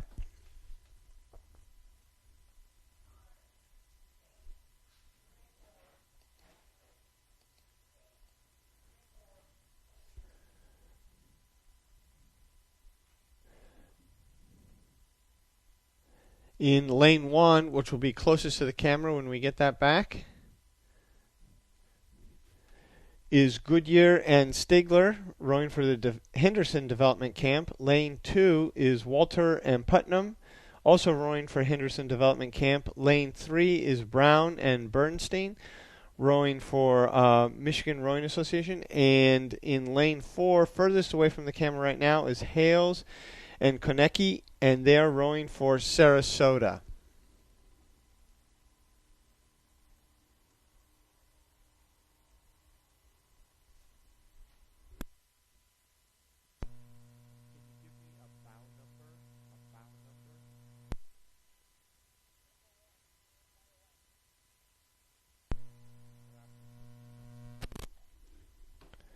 So it is Goodyear and Stigler from the Henderson Development Camp and they have about a length up on the rest of the field in this repechage of the men's pair.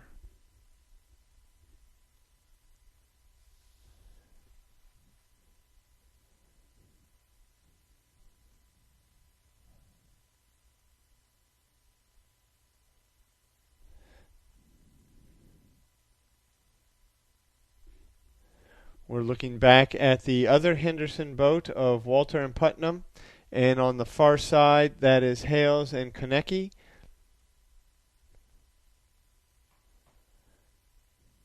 In the red top is Michigan. And our leader from the Henderson Development Camp, Goodyear and Stigler.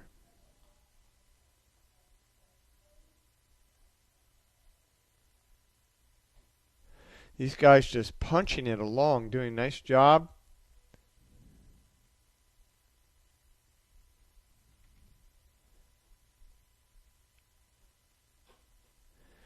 Getting close to the 500-meter mark.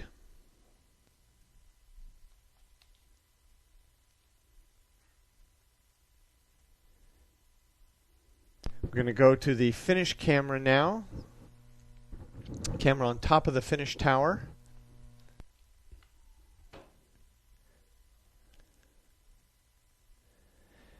And it's lanes 1 and 3. Goodman and Stigler in 1, and Brown and Bernstein in 3.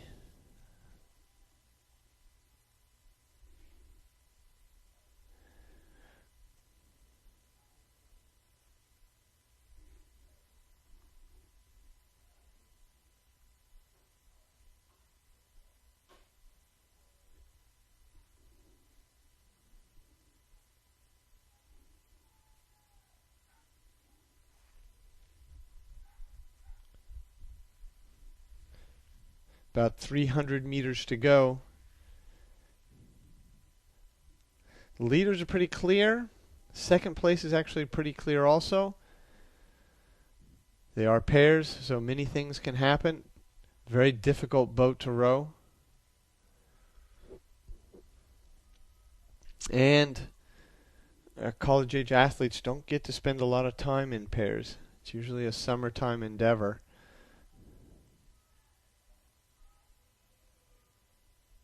As they get into the finish, sometimes one athlete will pull the other one around. They have to spend a lot of time on the rudder, move into other lanes.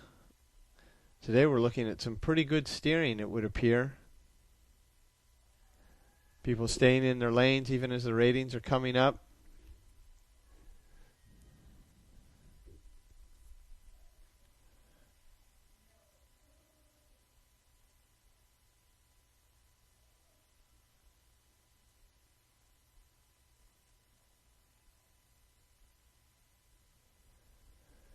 Just a few strokes from the line.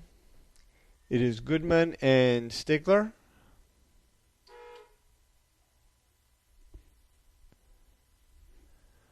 Followed by Brown and Bernstein. Ooh, oh my, what a sprint. Not going to call that. Walter and Putnam in lane 2, and Hales and Konecki in lane 4.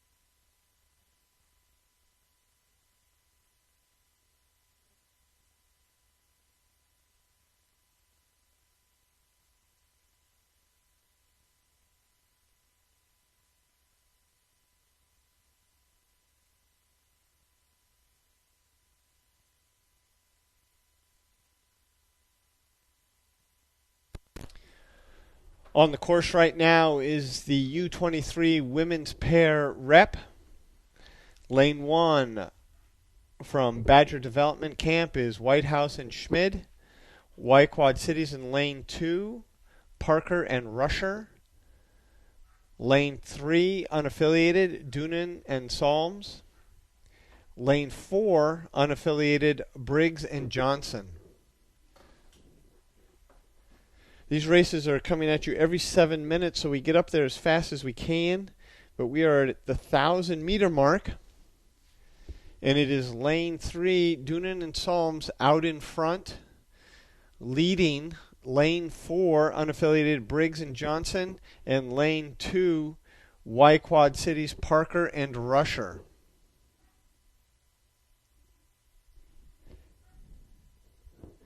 Trailing is the Badger Development Camp, Whitehouse and Schmid.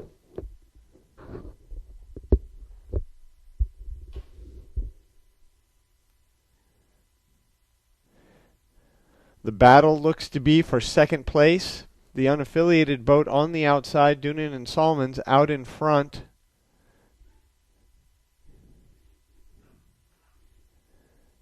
With Whitehouse and Schmid right on them. Lane 3, Doonan and Solomons out in front. That was Briggs and Johnson on the outside there battling for second place.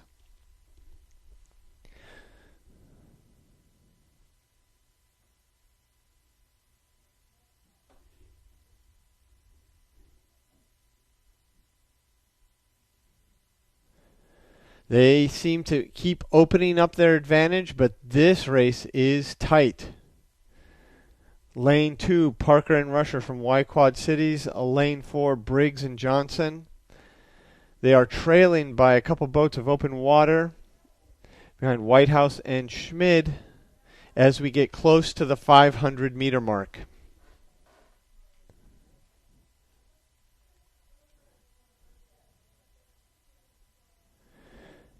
Going to the finish camera on top of the finish tower. You can see this race playing out. It would appear that lane 2, which is the second lane from the right, has an advantage over lane 4, but be careful, it could just be the angle.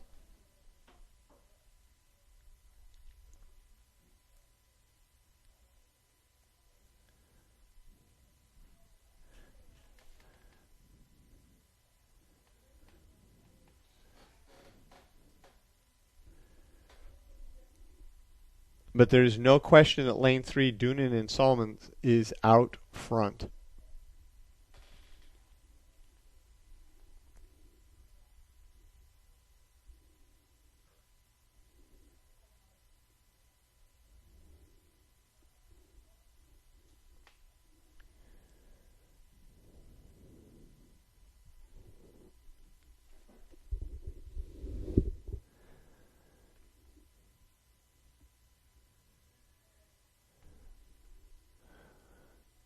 Absolutely beautiful day for rowing at Mercer County Park. The largest World Championship trials we've ever held.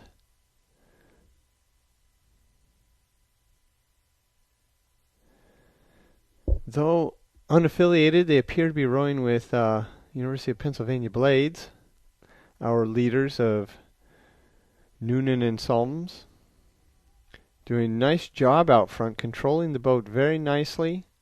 You could see it rock a little bit, but they got it back on even very quickly. That shows some skill, but also some comfort with the actual boat, that they can actually control it.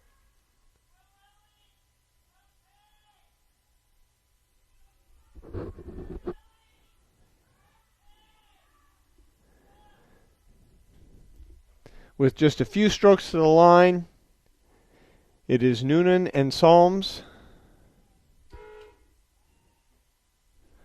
followed by Y Quad Cities, Parker and Rusher. Third place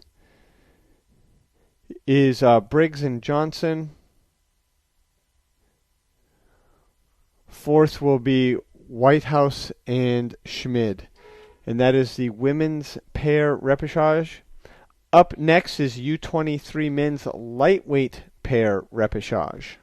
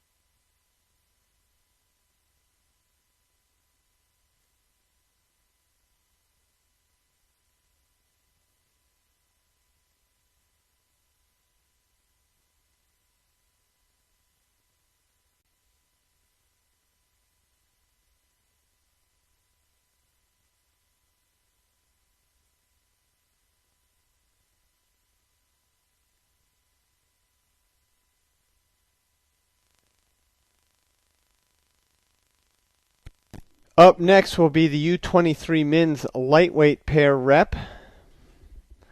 And we'll get pictures of that as soon as we can. The race is well underway.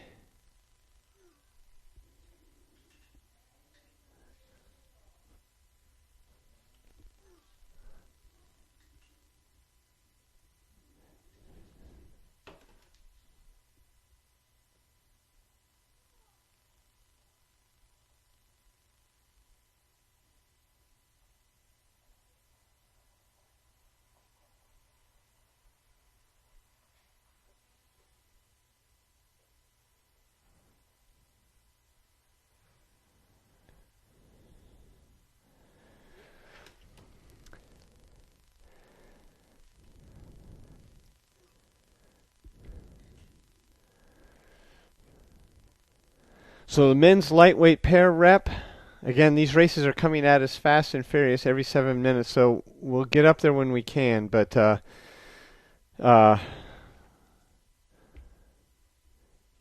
we will not be able to show you the whole race. So right now we have in lane 1 Martin and Brown, unaffiliated. Lane 2 Brewer and Clements, unaffiliated. Lane 3 Bowlby and Bowlby, brothers from Indianapolis. And in lane 4, Hurley and Swanton, Riverside. And it is Bowlby and Bowlby from Indianapolis Rowing Center, who is out in front right now. These guys raced at the Club National Championships, as did a lot of these athletes. Just a good opportunity to get some racing in before the trials. So a really tight race for third place, and this first place race might be tightening up a little bit, but Bowlby and Bowlby are out in front.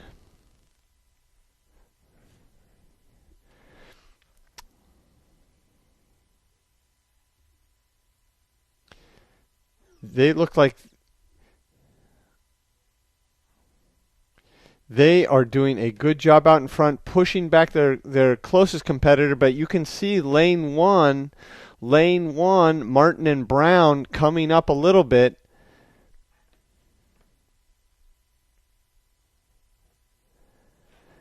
At 500 meters to go, it's the Bowlby brothers from Indianapolis Rowing Center out front, but being challenged by lane 1, Brown and Martin, and lane 4 of Hurley and Swanton. Going to the finish camera on top of the finish tower.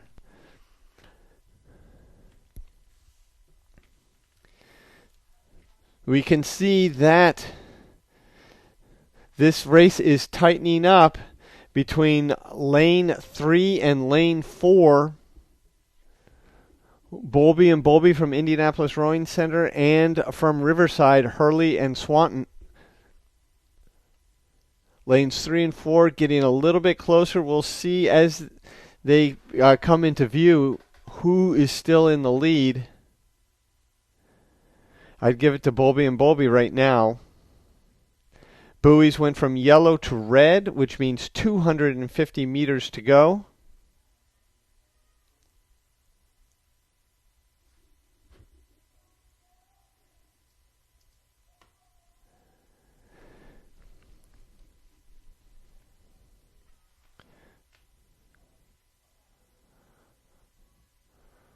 Bowlby and Bowlby, they are young guys.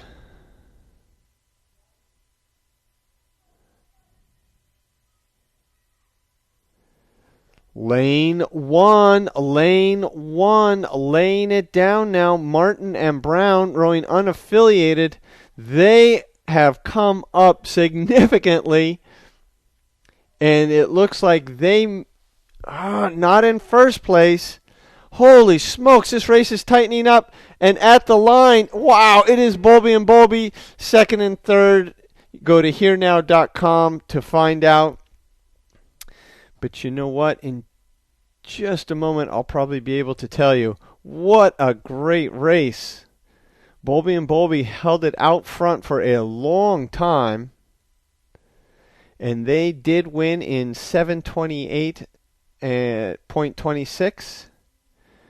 Martin and Brown, 7:28.75, so a half a second behind. Hurley and Swanton, 7:29.15, less than a half a second behind second place, and third place, Brewer and Clements at 7:33. Wow, great race.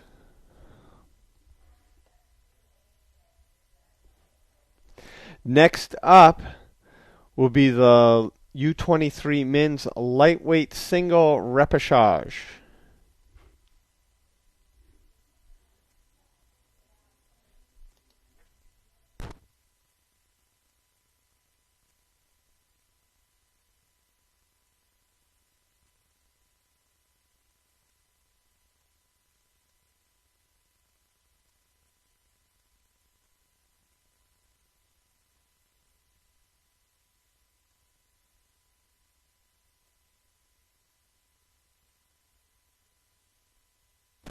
As you can see, that race is well underway. Camera launch is spinning around now. It can't go too far because it doesn't want to put a wake on the course.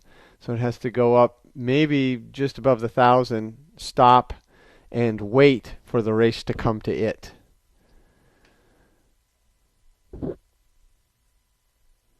But well underway is the men's lightweight single U23 lightweight single rep.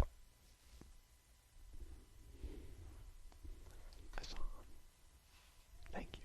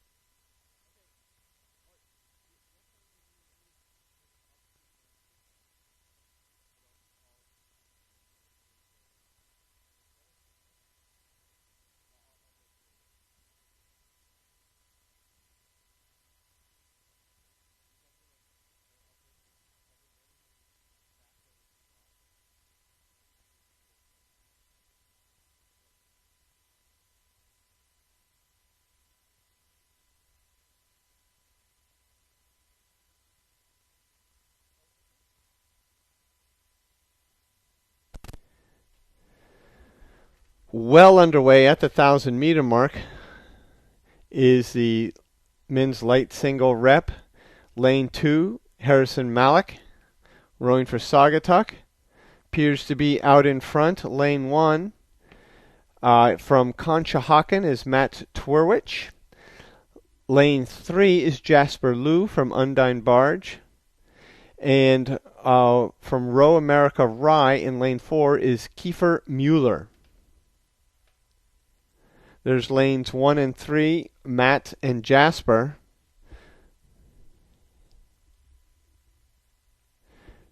Conshohocken. Matt's running out of the Conshohocken Rowing Center. Jasper spending the summer in Philly rowing for Undine. And trailing is Kiefer Mueller from Row America Rye, New York.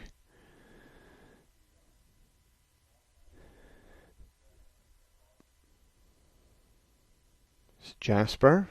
We're about 750 meters to go, and out in front in this rep is Harrison Malik rowing for Saugatuck.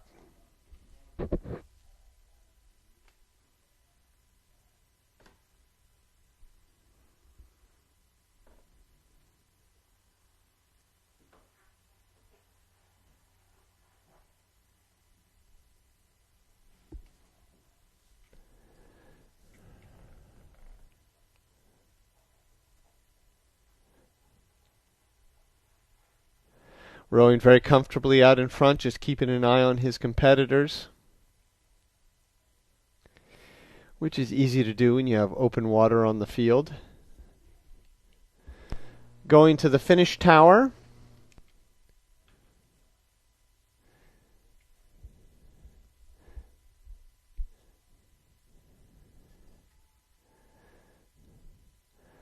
Harrison out in front.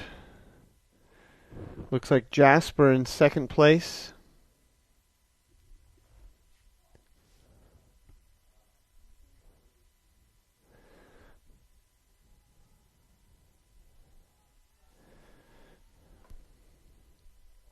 The finals for these races will be starting at 7 o'clock tomorrow morning.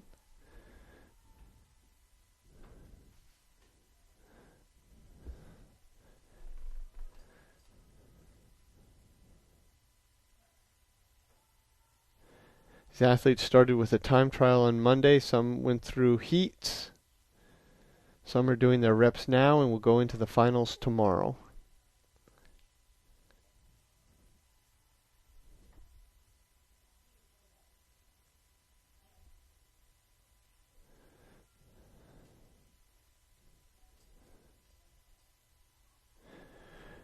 The buoys go from yellow to red, signifying 250 meters to go.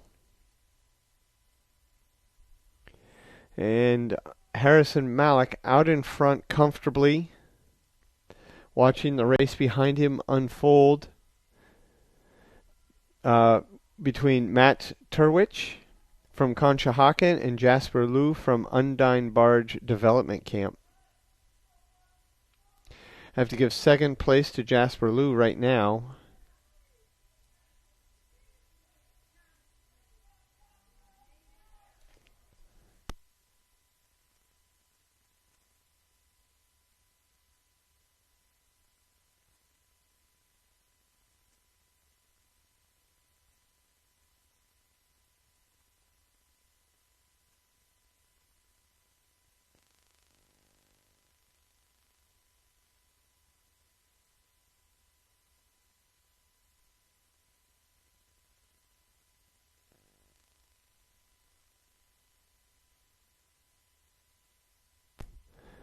Harrison Malik, Jasper Liu, Harrison Turwich, and trailing is Kiefer Mueller.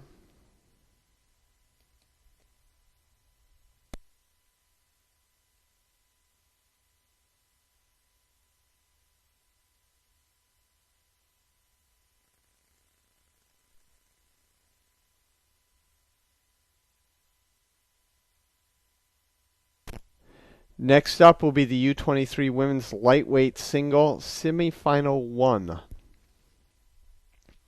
And when the camera launch gets up into position, we'll bring you that race.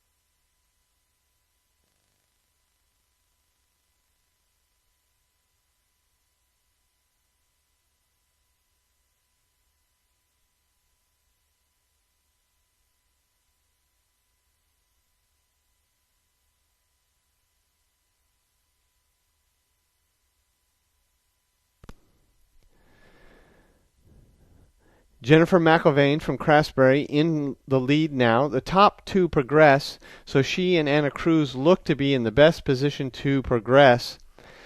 Molly Pierce from Cambridge and Jordana Reist from City Island are trailing. This is a semifinal, so the top two progress to the final tomorrow. And we're going to go to our finish camera on top of the finish tower.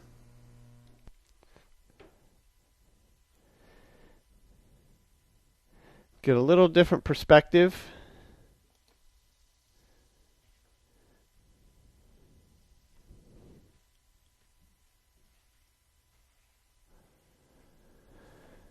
There you can see, second from the left is Jennifer McIlvaine from Craftsbury.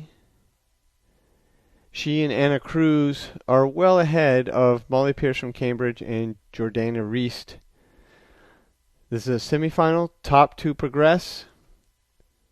They have about 300 meters to go. You can see the buoys go from yellow to red, red signifying the last 250 meters of this race.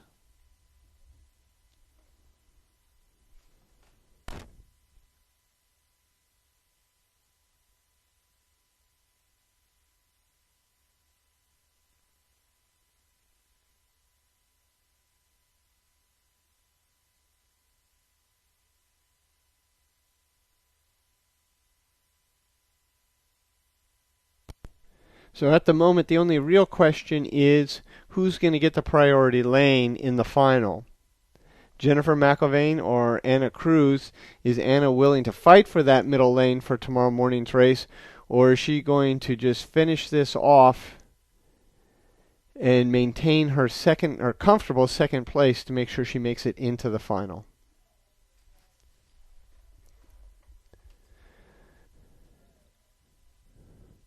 Jennifer McIlvaine maintaining that boat length lead, probably a little more than a boat length right now. The perspective makes it look a little further than it actually is. But she has a little more than a boat length with about 10 strokes to the finish line.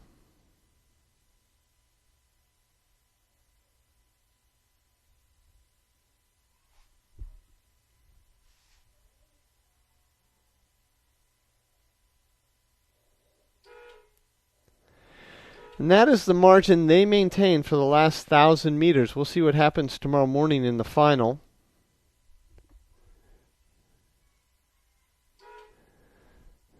It's Molly Pierce. And this is Jordana Reist.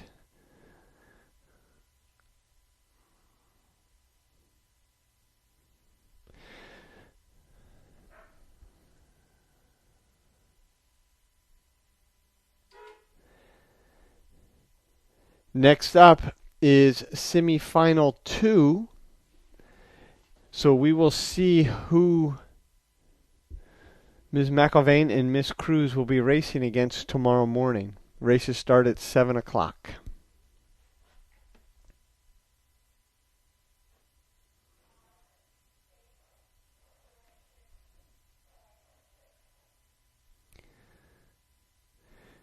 The next race is well underway. Our camera launch is out there, but they have to wait for the race to come to them.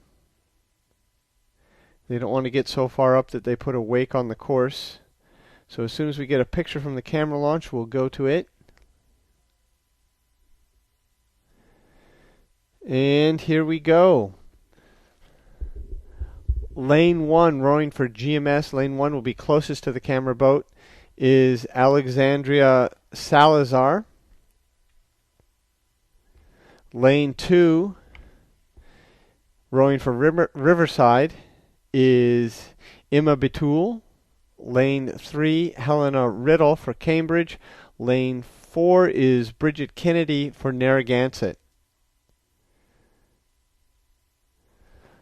We have lane 2, Emma Betul from Riverside in the striped top. And just ahead of her, but on the other side of her, is Helena Randall from Cambridge. From Narragansett is Bridget Kennedy. And in fourth place right now is Alexandria Salazar from GMS.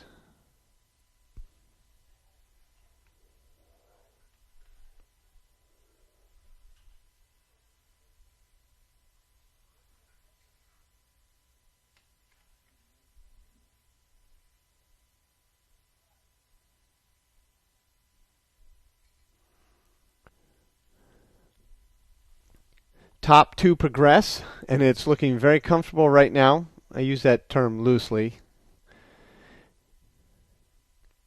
because they are working very, very hard. It looks like they're going to battle for that priority spot in the final.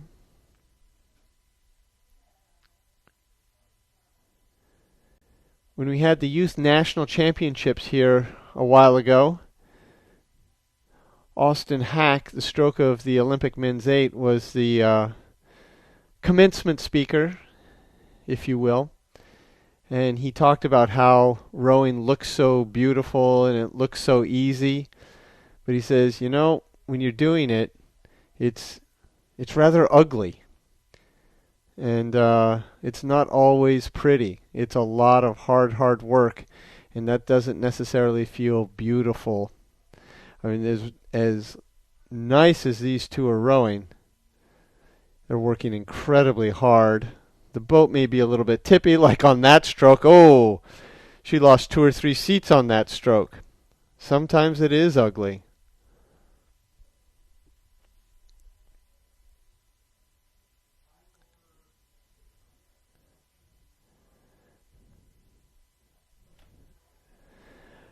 Emma Batul, I hope I'm pronouncing your name correctly. I apologize if I'm not. Is maintaining that lead and will have either lane 2 or 3 in the final if she can maintain this position for the next 550 meters.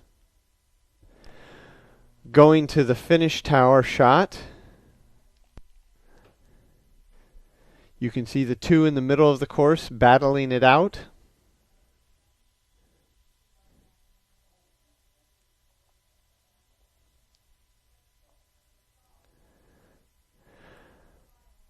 And you can see Emma, she's having a little trouble there steering, rowing over into the other lane.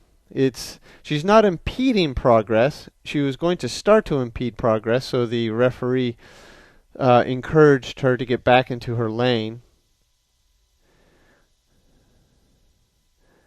It's only a real problem if the leader impedes the progress of the trailing boat, and that was not happening.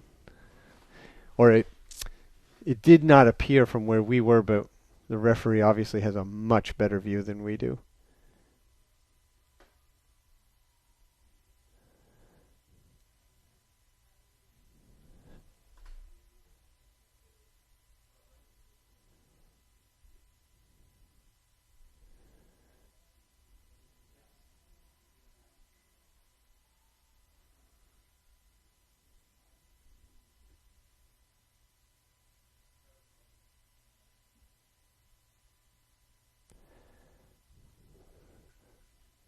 Less than 250 meters to go.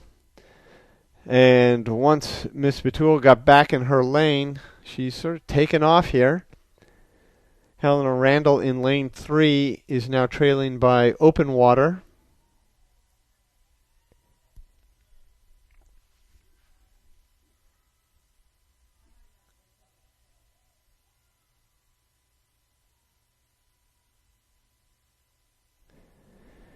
And it almost looks like Helena Randall has said, you know what, I'm not going to fight for this, and she's just rowing it in. She just needs to finish in second place, stay out of third, and she's fine. And she has quite the advantage over third place to do that. So Emma Batul from Riverside over, Helena Randall over,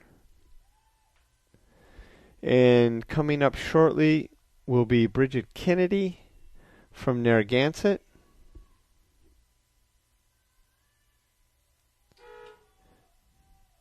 And on the far side of the course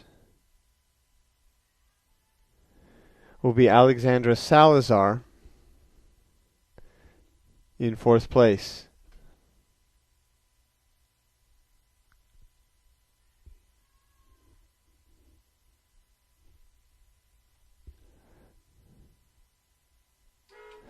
Next up will be the U23 men's lightweight double rep, and we'll bring that to you as soon as we can.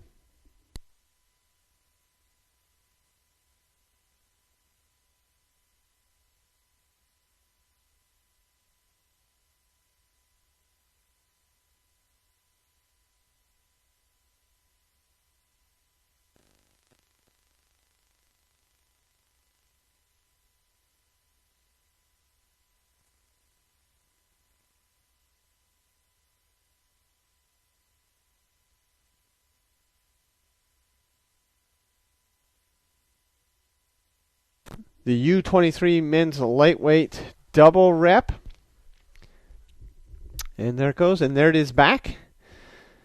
The camera boat's getting into position. Because the races come every 7 minutes, the camera boat has to get up and turn, and while it's turning, this is what happens.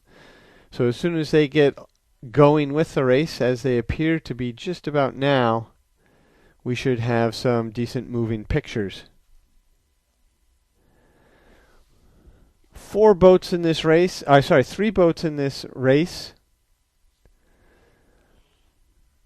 Lane 1, Pardini and Melvin from SoCal Scullers. They're closest to the camera. Lane 2 in the middle is Morello and Weaver from Undine Barge Club Development Camp.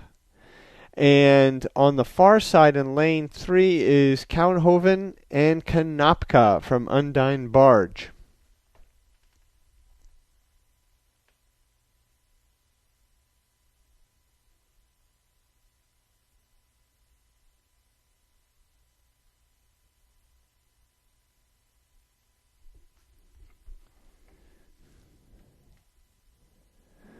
Lanes 3, that is Kanopka and Cowenhoven, in the lead right now by about a half a boat over SoCal Scullers, Pardini, and Melvin.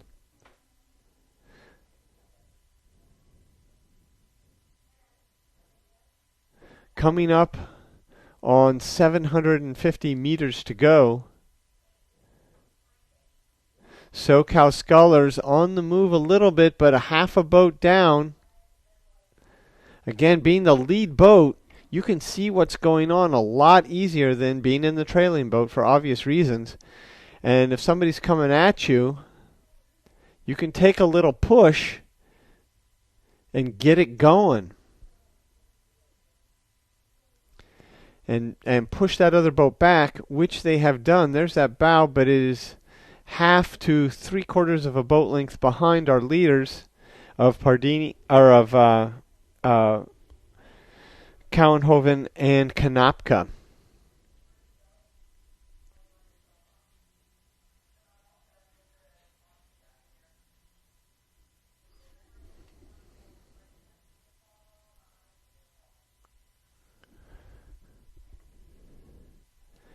Race tightening up a little bit.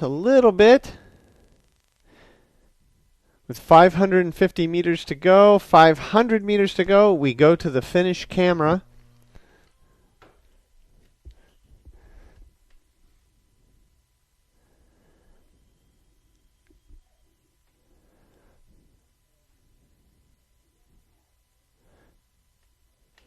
Even from this angle, it still looks like Cowenhoven and Kanopka with the lead, but it was not by much over Pardini and Melvin. Lane 3, Morello and Weaver from Undine Barge Development Camp in third. This is a rep, so only the top place goes. Only the top place goes into the final tomorrow morning.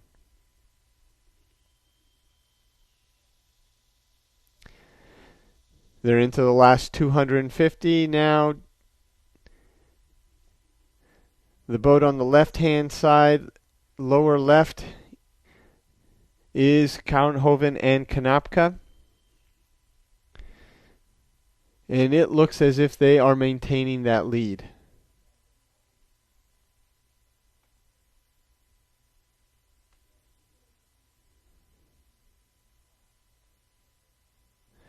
We've seen some other crazy stuff this morning.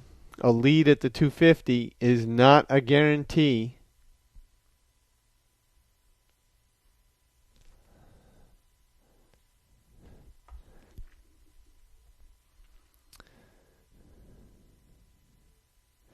But from here, it does look like Kouwenhoven and Konopka will be advancing to the final tomorrow morning. Racing starts at 7 o'clock.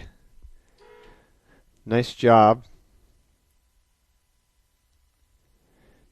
Pardini and Melvin. And in third place is Morello and Weaver. Next up is the men's lightweight single repechage. And we'll get that as quick as we can.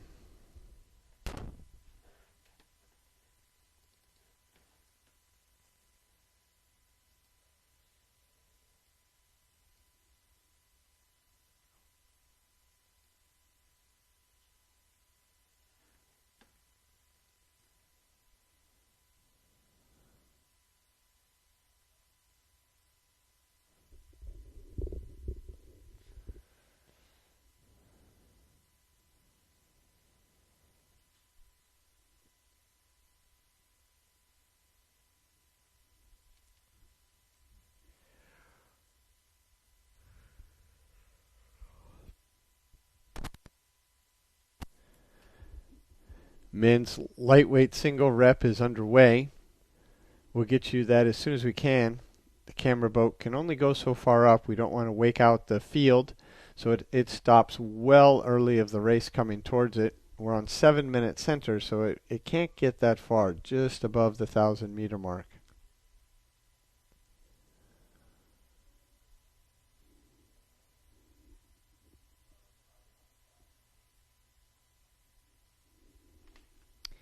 You can see the camera launch off to the side, waiting for the race to come to it. And once the launch gets moving, we'll go to it for the men's lightweight single rep. 3 boats. Lane 1, which will be closest to the camera, is Joseph Hanna. Rowing unaffiliated is Matt Mahan. And lane 3 from Pocock out in Seattle is Kit Colbert.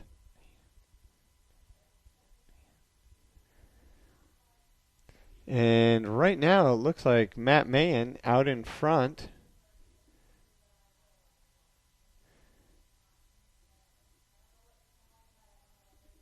But as we get a good shot from the camera launch, we'll have a better idea.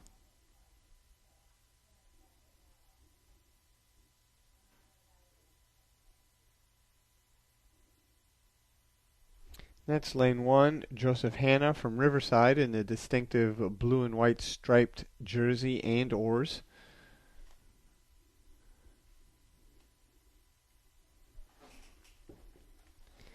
Lane 3 on the far side, Kit Colbert from Pocock. And well out in front is Matt Mahan rowing unaffiliated. And at the 1,000-meter mark, he has about 2 boats of open water on his competitors. And he's looking like he's very comfortable out in front. Stroke rate is certainly lower than everybody else. So much so that he's able to put in a slight pause right at the finish. I'm guessing as the rate goes up, that little pause sort of goes away. But right now, he's just watching the boats behind him to make sure nobody challenges him.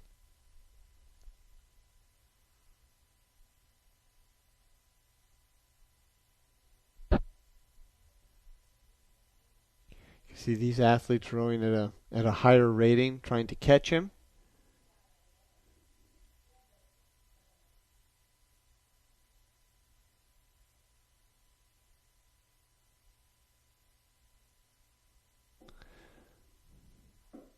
From the reps, it's just 1 person to the final. So it looks like, barring any unforeseen circumstance, he has that pretty well wrapped up.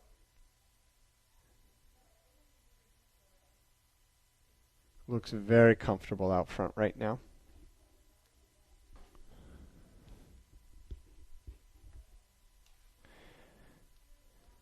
With about 600 meters to go, we're going to go to the finish camera.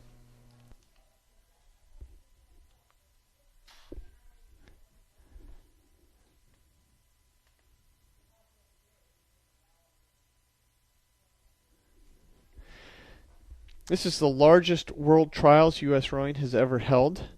And one of the reasons is that it's a combination of U23, Junior, and Senior World Championship trials. One of the reasons we're doing that is that the World Championships this year is a combined event from August 21st through 28th in Rotterdam. It's the first time FISA, the international body, has ever combined all three championships into one. You have high school kids, college kids, and adults all in the same place. Yikes. And the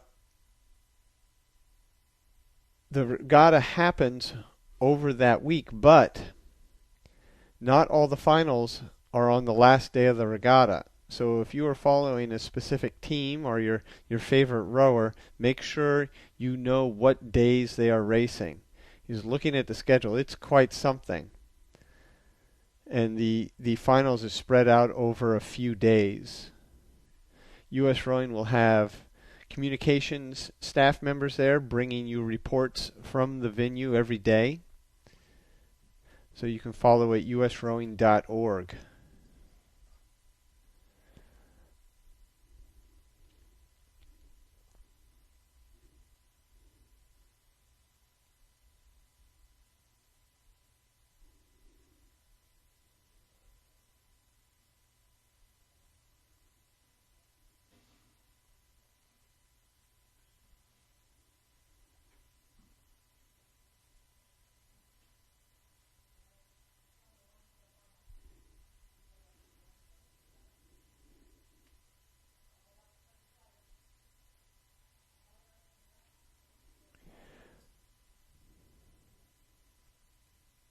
Just pushing it home. Not doing much more work than he has to. So he does have a final in the morning. It is Matt Mahan coming to the line.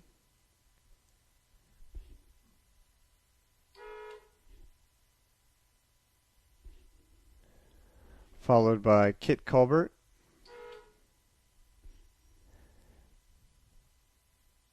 And Joseph Hanna. Next up is Rep 2. For the men's lightweight single.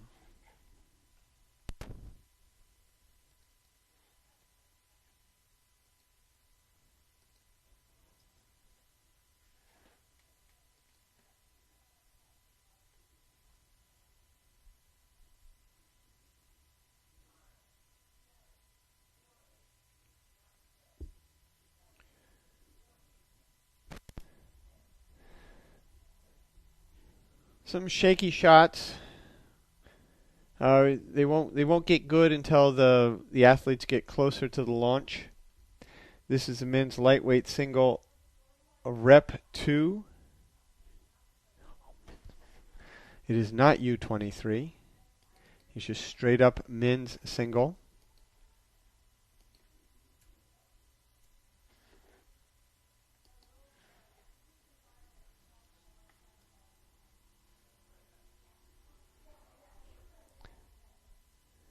In lane 1 is David Smith from Pocock. Lane 2, Hugh McAdam.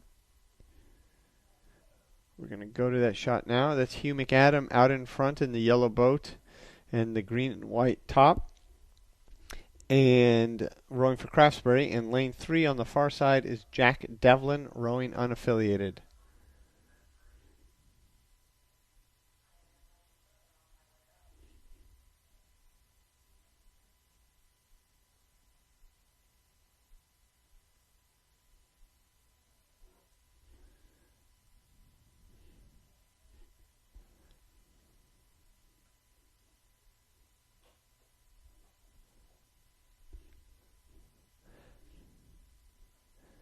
Hugh McAdam A lot of experience in these trials.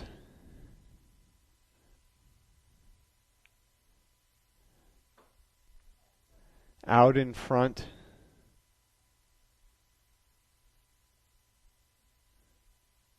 Looks to be rowing very comfortably with open water over David Smith from Pocock as they get close to the 1,000-meter mark.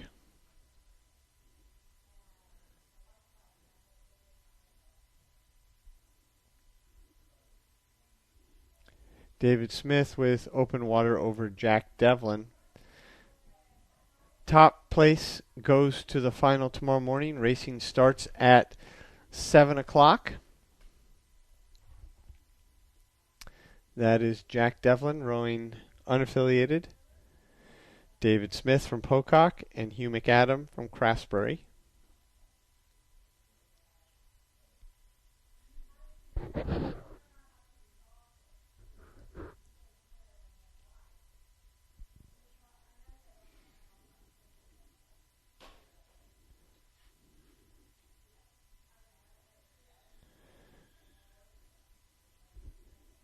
Now he's appearing to have to keep the rating up a little bit higher than Matt Mahon in the last race.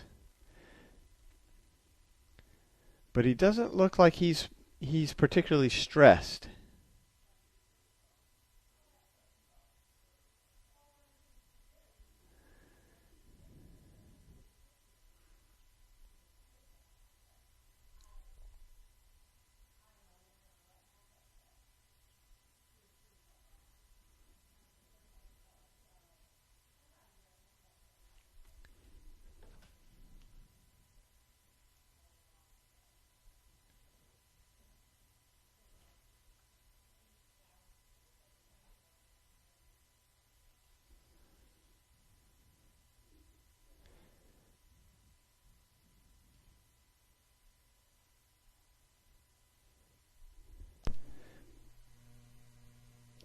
Coming to the 500-meter mark, we will go to our finish line camera. Going to the finish line camera now on top of the finish tower.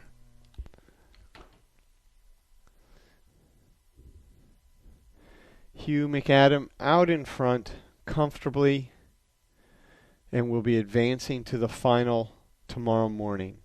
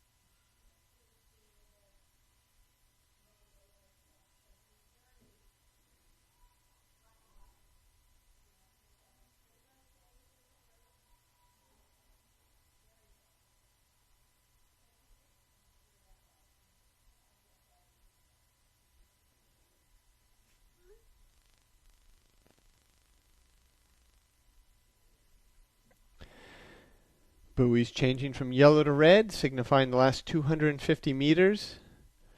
And Hugh McAdam just rowing it home, not having to work too hard. He has open water over his nearest competitor. And this will move him into the final tomorrow morning.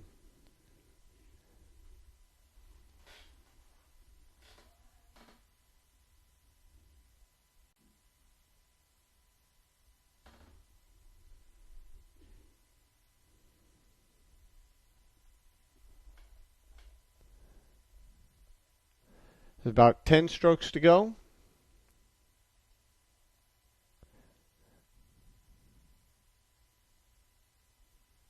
Hugh McAdam across the line.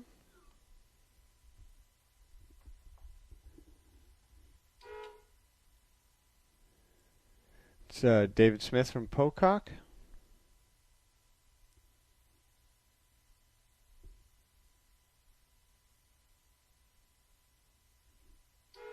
And Jack Devlin.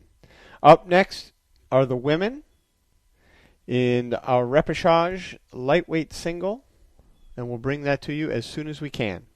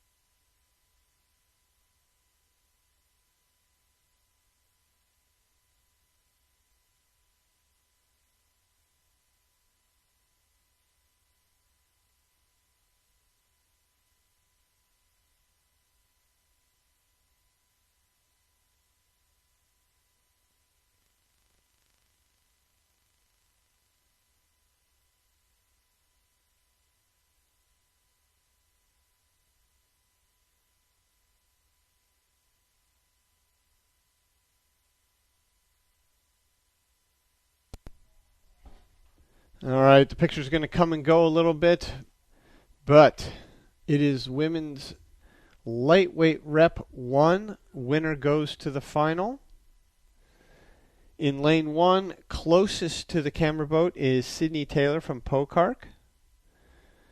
Lane 2 from Schuylkill Navy is Kara Stowicki. And in lane 3 from Potomac is Catherine Shiro. So there's lane 1 from Pocock.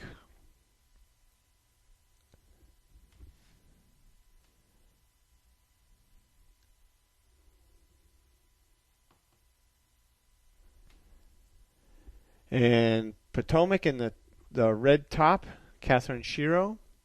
And our leader is Kara Stowicki from Schuylkill Navy.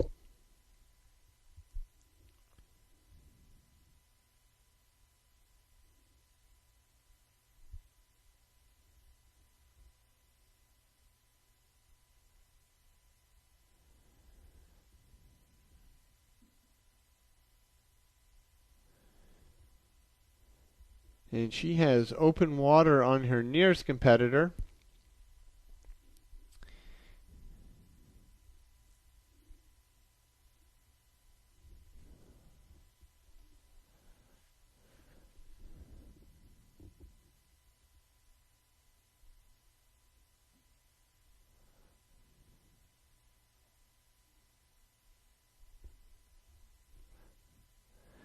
At 1,000 meters, it is Kara Stowicki out in front by open water over Sydney Taylor and Catherine Shiro.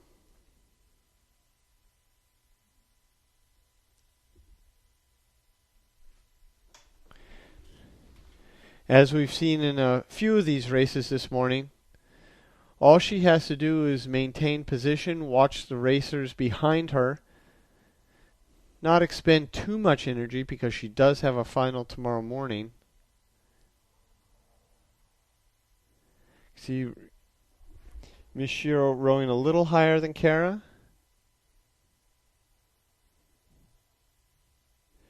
Sydney rowing high but not quite as efficiently.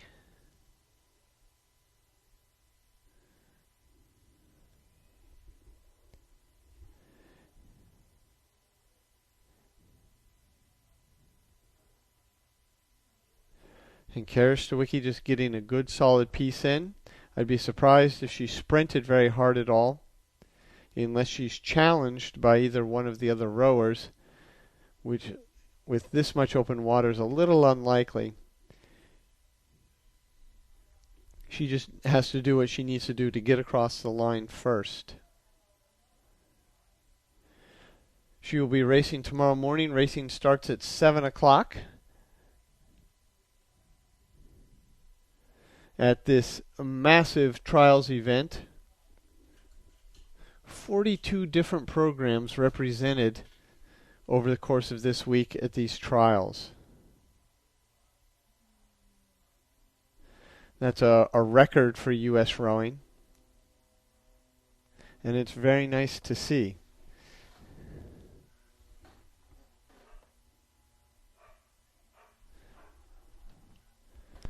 We're going to go to the shot from the top of the finish tower. It reverses the field, but our leader is in the middle, and that doesn't change.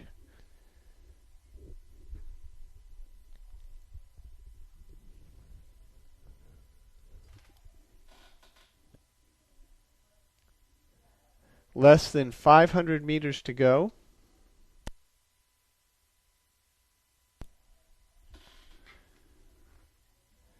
And Mr. Wiki is just rowing it home.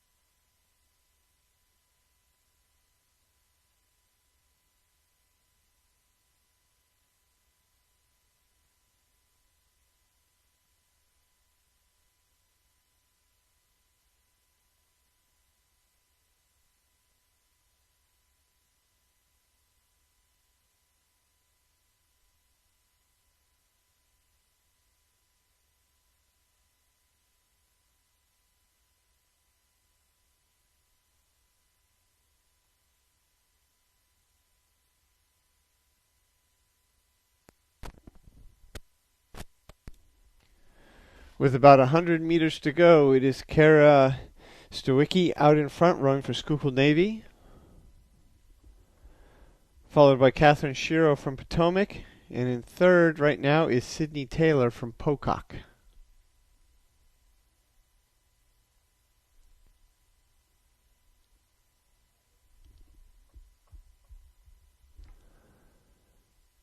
Kara Stawicki across the line and advances to the finals tomorrow morning.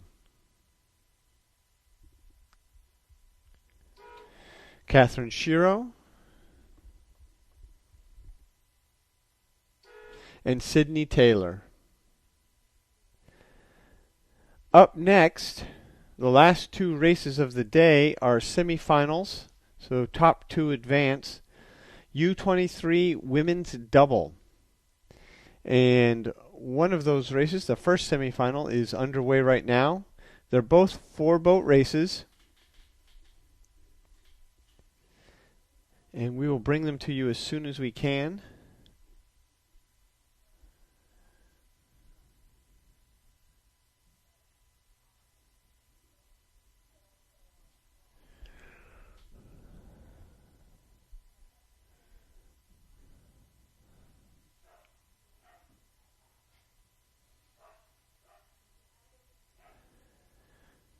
The athletes are still coming up to the camera boat. The camera boat has to stop well in advance of the rowers to make sure the wake gets off the course. But they're getting closer now. Lane 1 from Undine Barge Development Camp, Ms. Coots and O'Connell. Lane 2 rowing for Charles River Scullers, McNulty and Parker.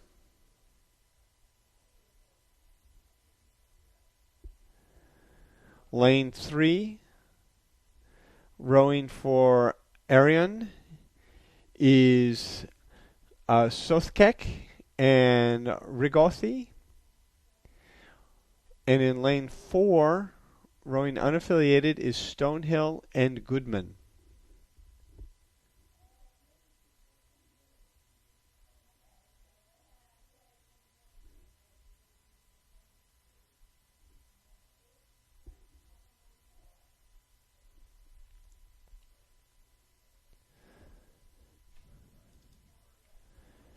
That is Undine in lane 1.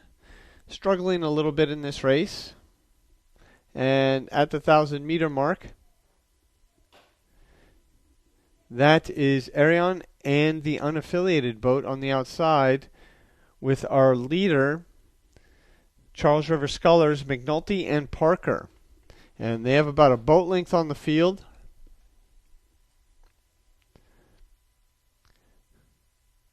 Swinging through very hard here with their upper bodies. Charles River Scullers seems to be working for them right now.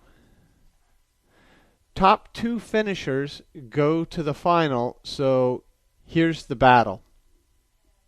Who is going to get that second place? Top two go to the final, so this is the battle. So if you can stick with these guys, that would be good.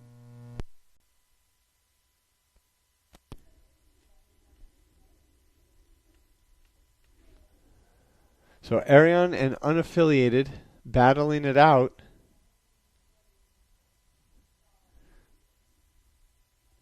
But it does look like Arion, Ususik, and Rigothi out in front right now. Stonehill and Goodman rowing unaffiliated on the outside there.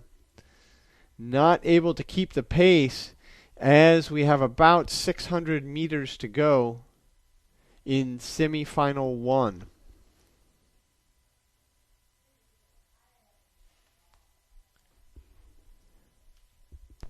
Going to the finish tower camera.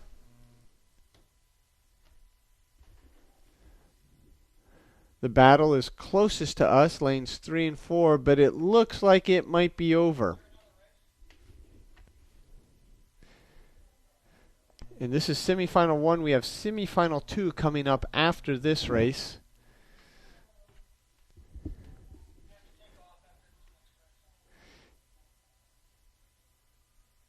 The top two finishers here and the top two finishers in the next semifinal will fill out this event for the final tomorrow morning.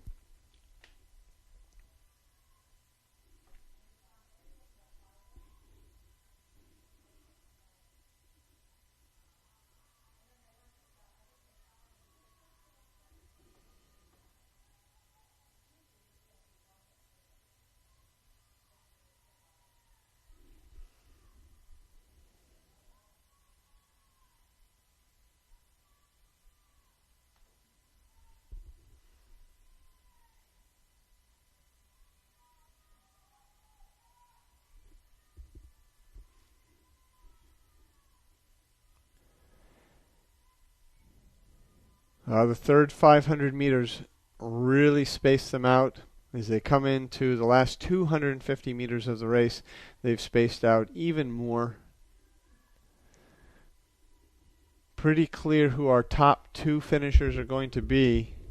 Top two boats to move into the final tomorrow morning.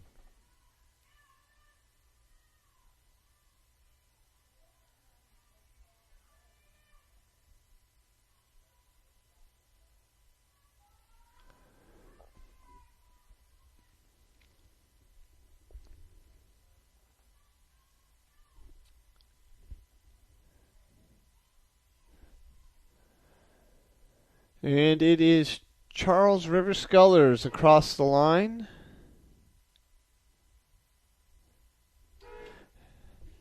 Arion across the line. The unaffiliated boat.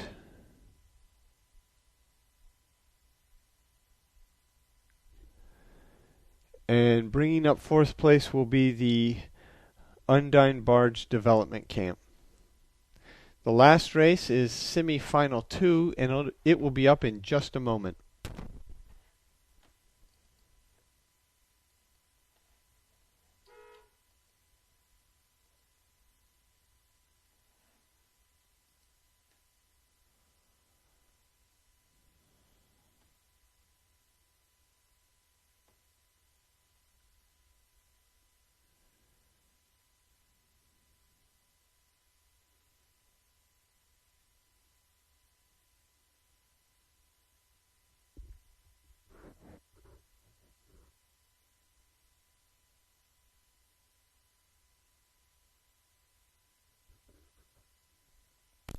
Referee signals fair race to the athletes and then to the finish tower.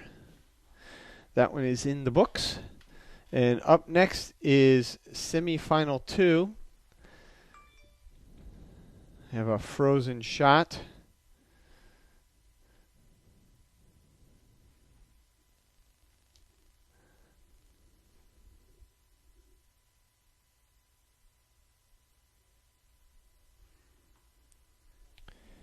The camera launch is getting into position. Don't want to wake down the athletes, so it has to get up and then get off the course well before the athletes get to them. But we'll have a picture as soon as it gets moving and the athletes are up near the camera boat.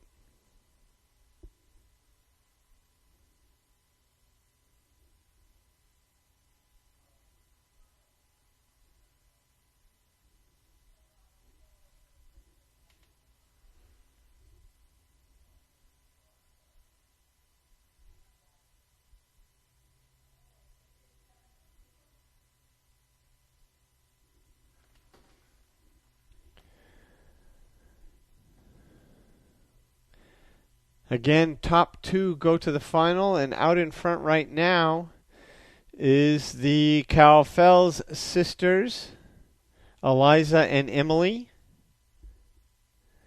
rowing for Narragansett in the blue boat and the white tops with the 2 blue stripes. Next to them is Delman and Sheris from Y Quad Cities.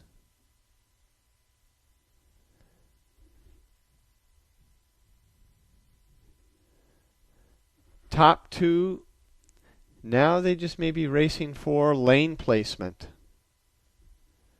The winner of the semifinal gets the priority lane, either 2 or 3. It's 4 boat racing in the finals, or in the entire event. But you want that middle lane so you can see people on either side of you, instead of having to look across from lane 1 to 4 or 4 to 1.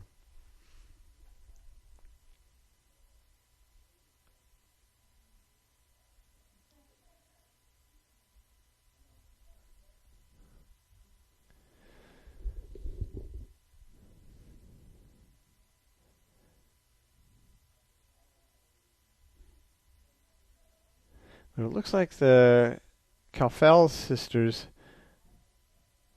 are going to push Delman and Sheris back a bit.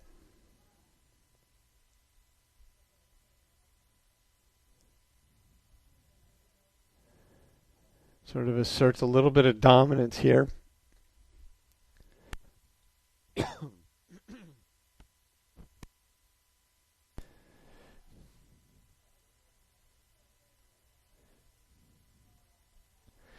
It appears that Delman and Sheris can't quite hang with this speed, or they've backed off a little bit. Hard to know.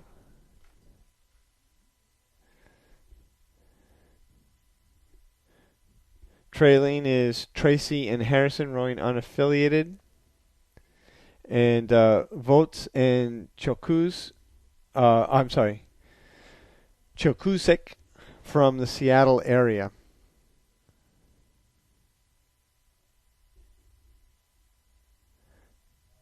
Emily and Eliza Calfels out in front by a significant margin now.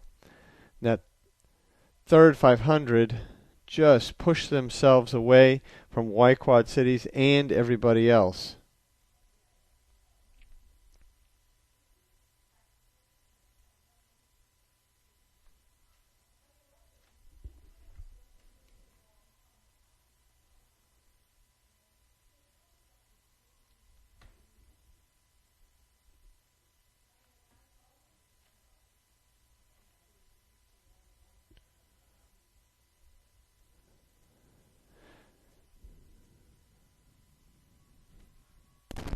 Finish towers live. Launch, you are out. Nice job. Thank you very much. Just go ahead, put everything in and leave it there and I'll clean it up. Thank you, thank you, thank you.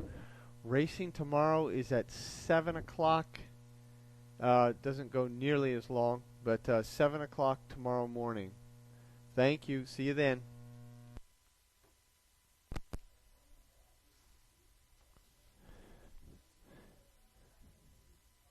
About 150 meters to go. Narragansett Emily and Eliza Kaufels out in front.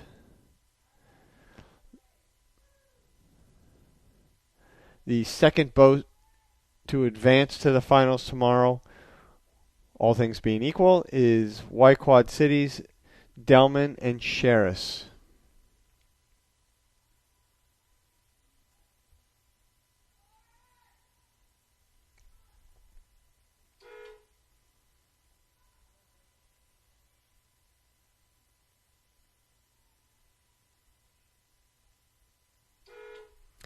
Delman Sherris pushing hard to stay in that second place position, just ensuring themselves a spot in the final. And that wraps up today's races. Tomorrow's races start at 7 o'clock, and we will see you then.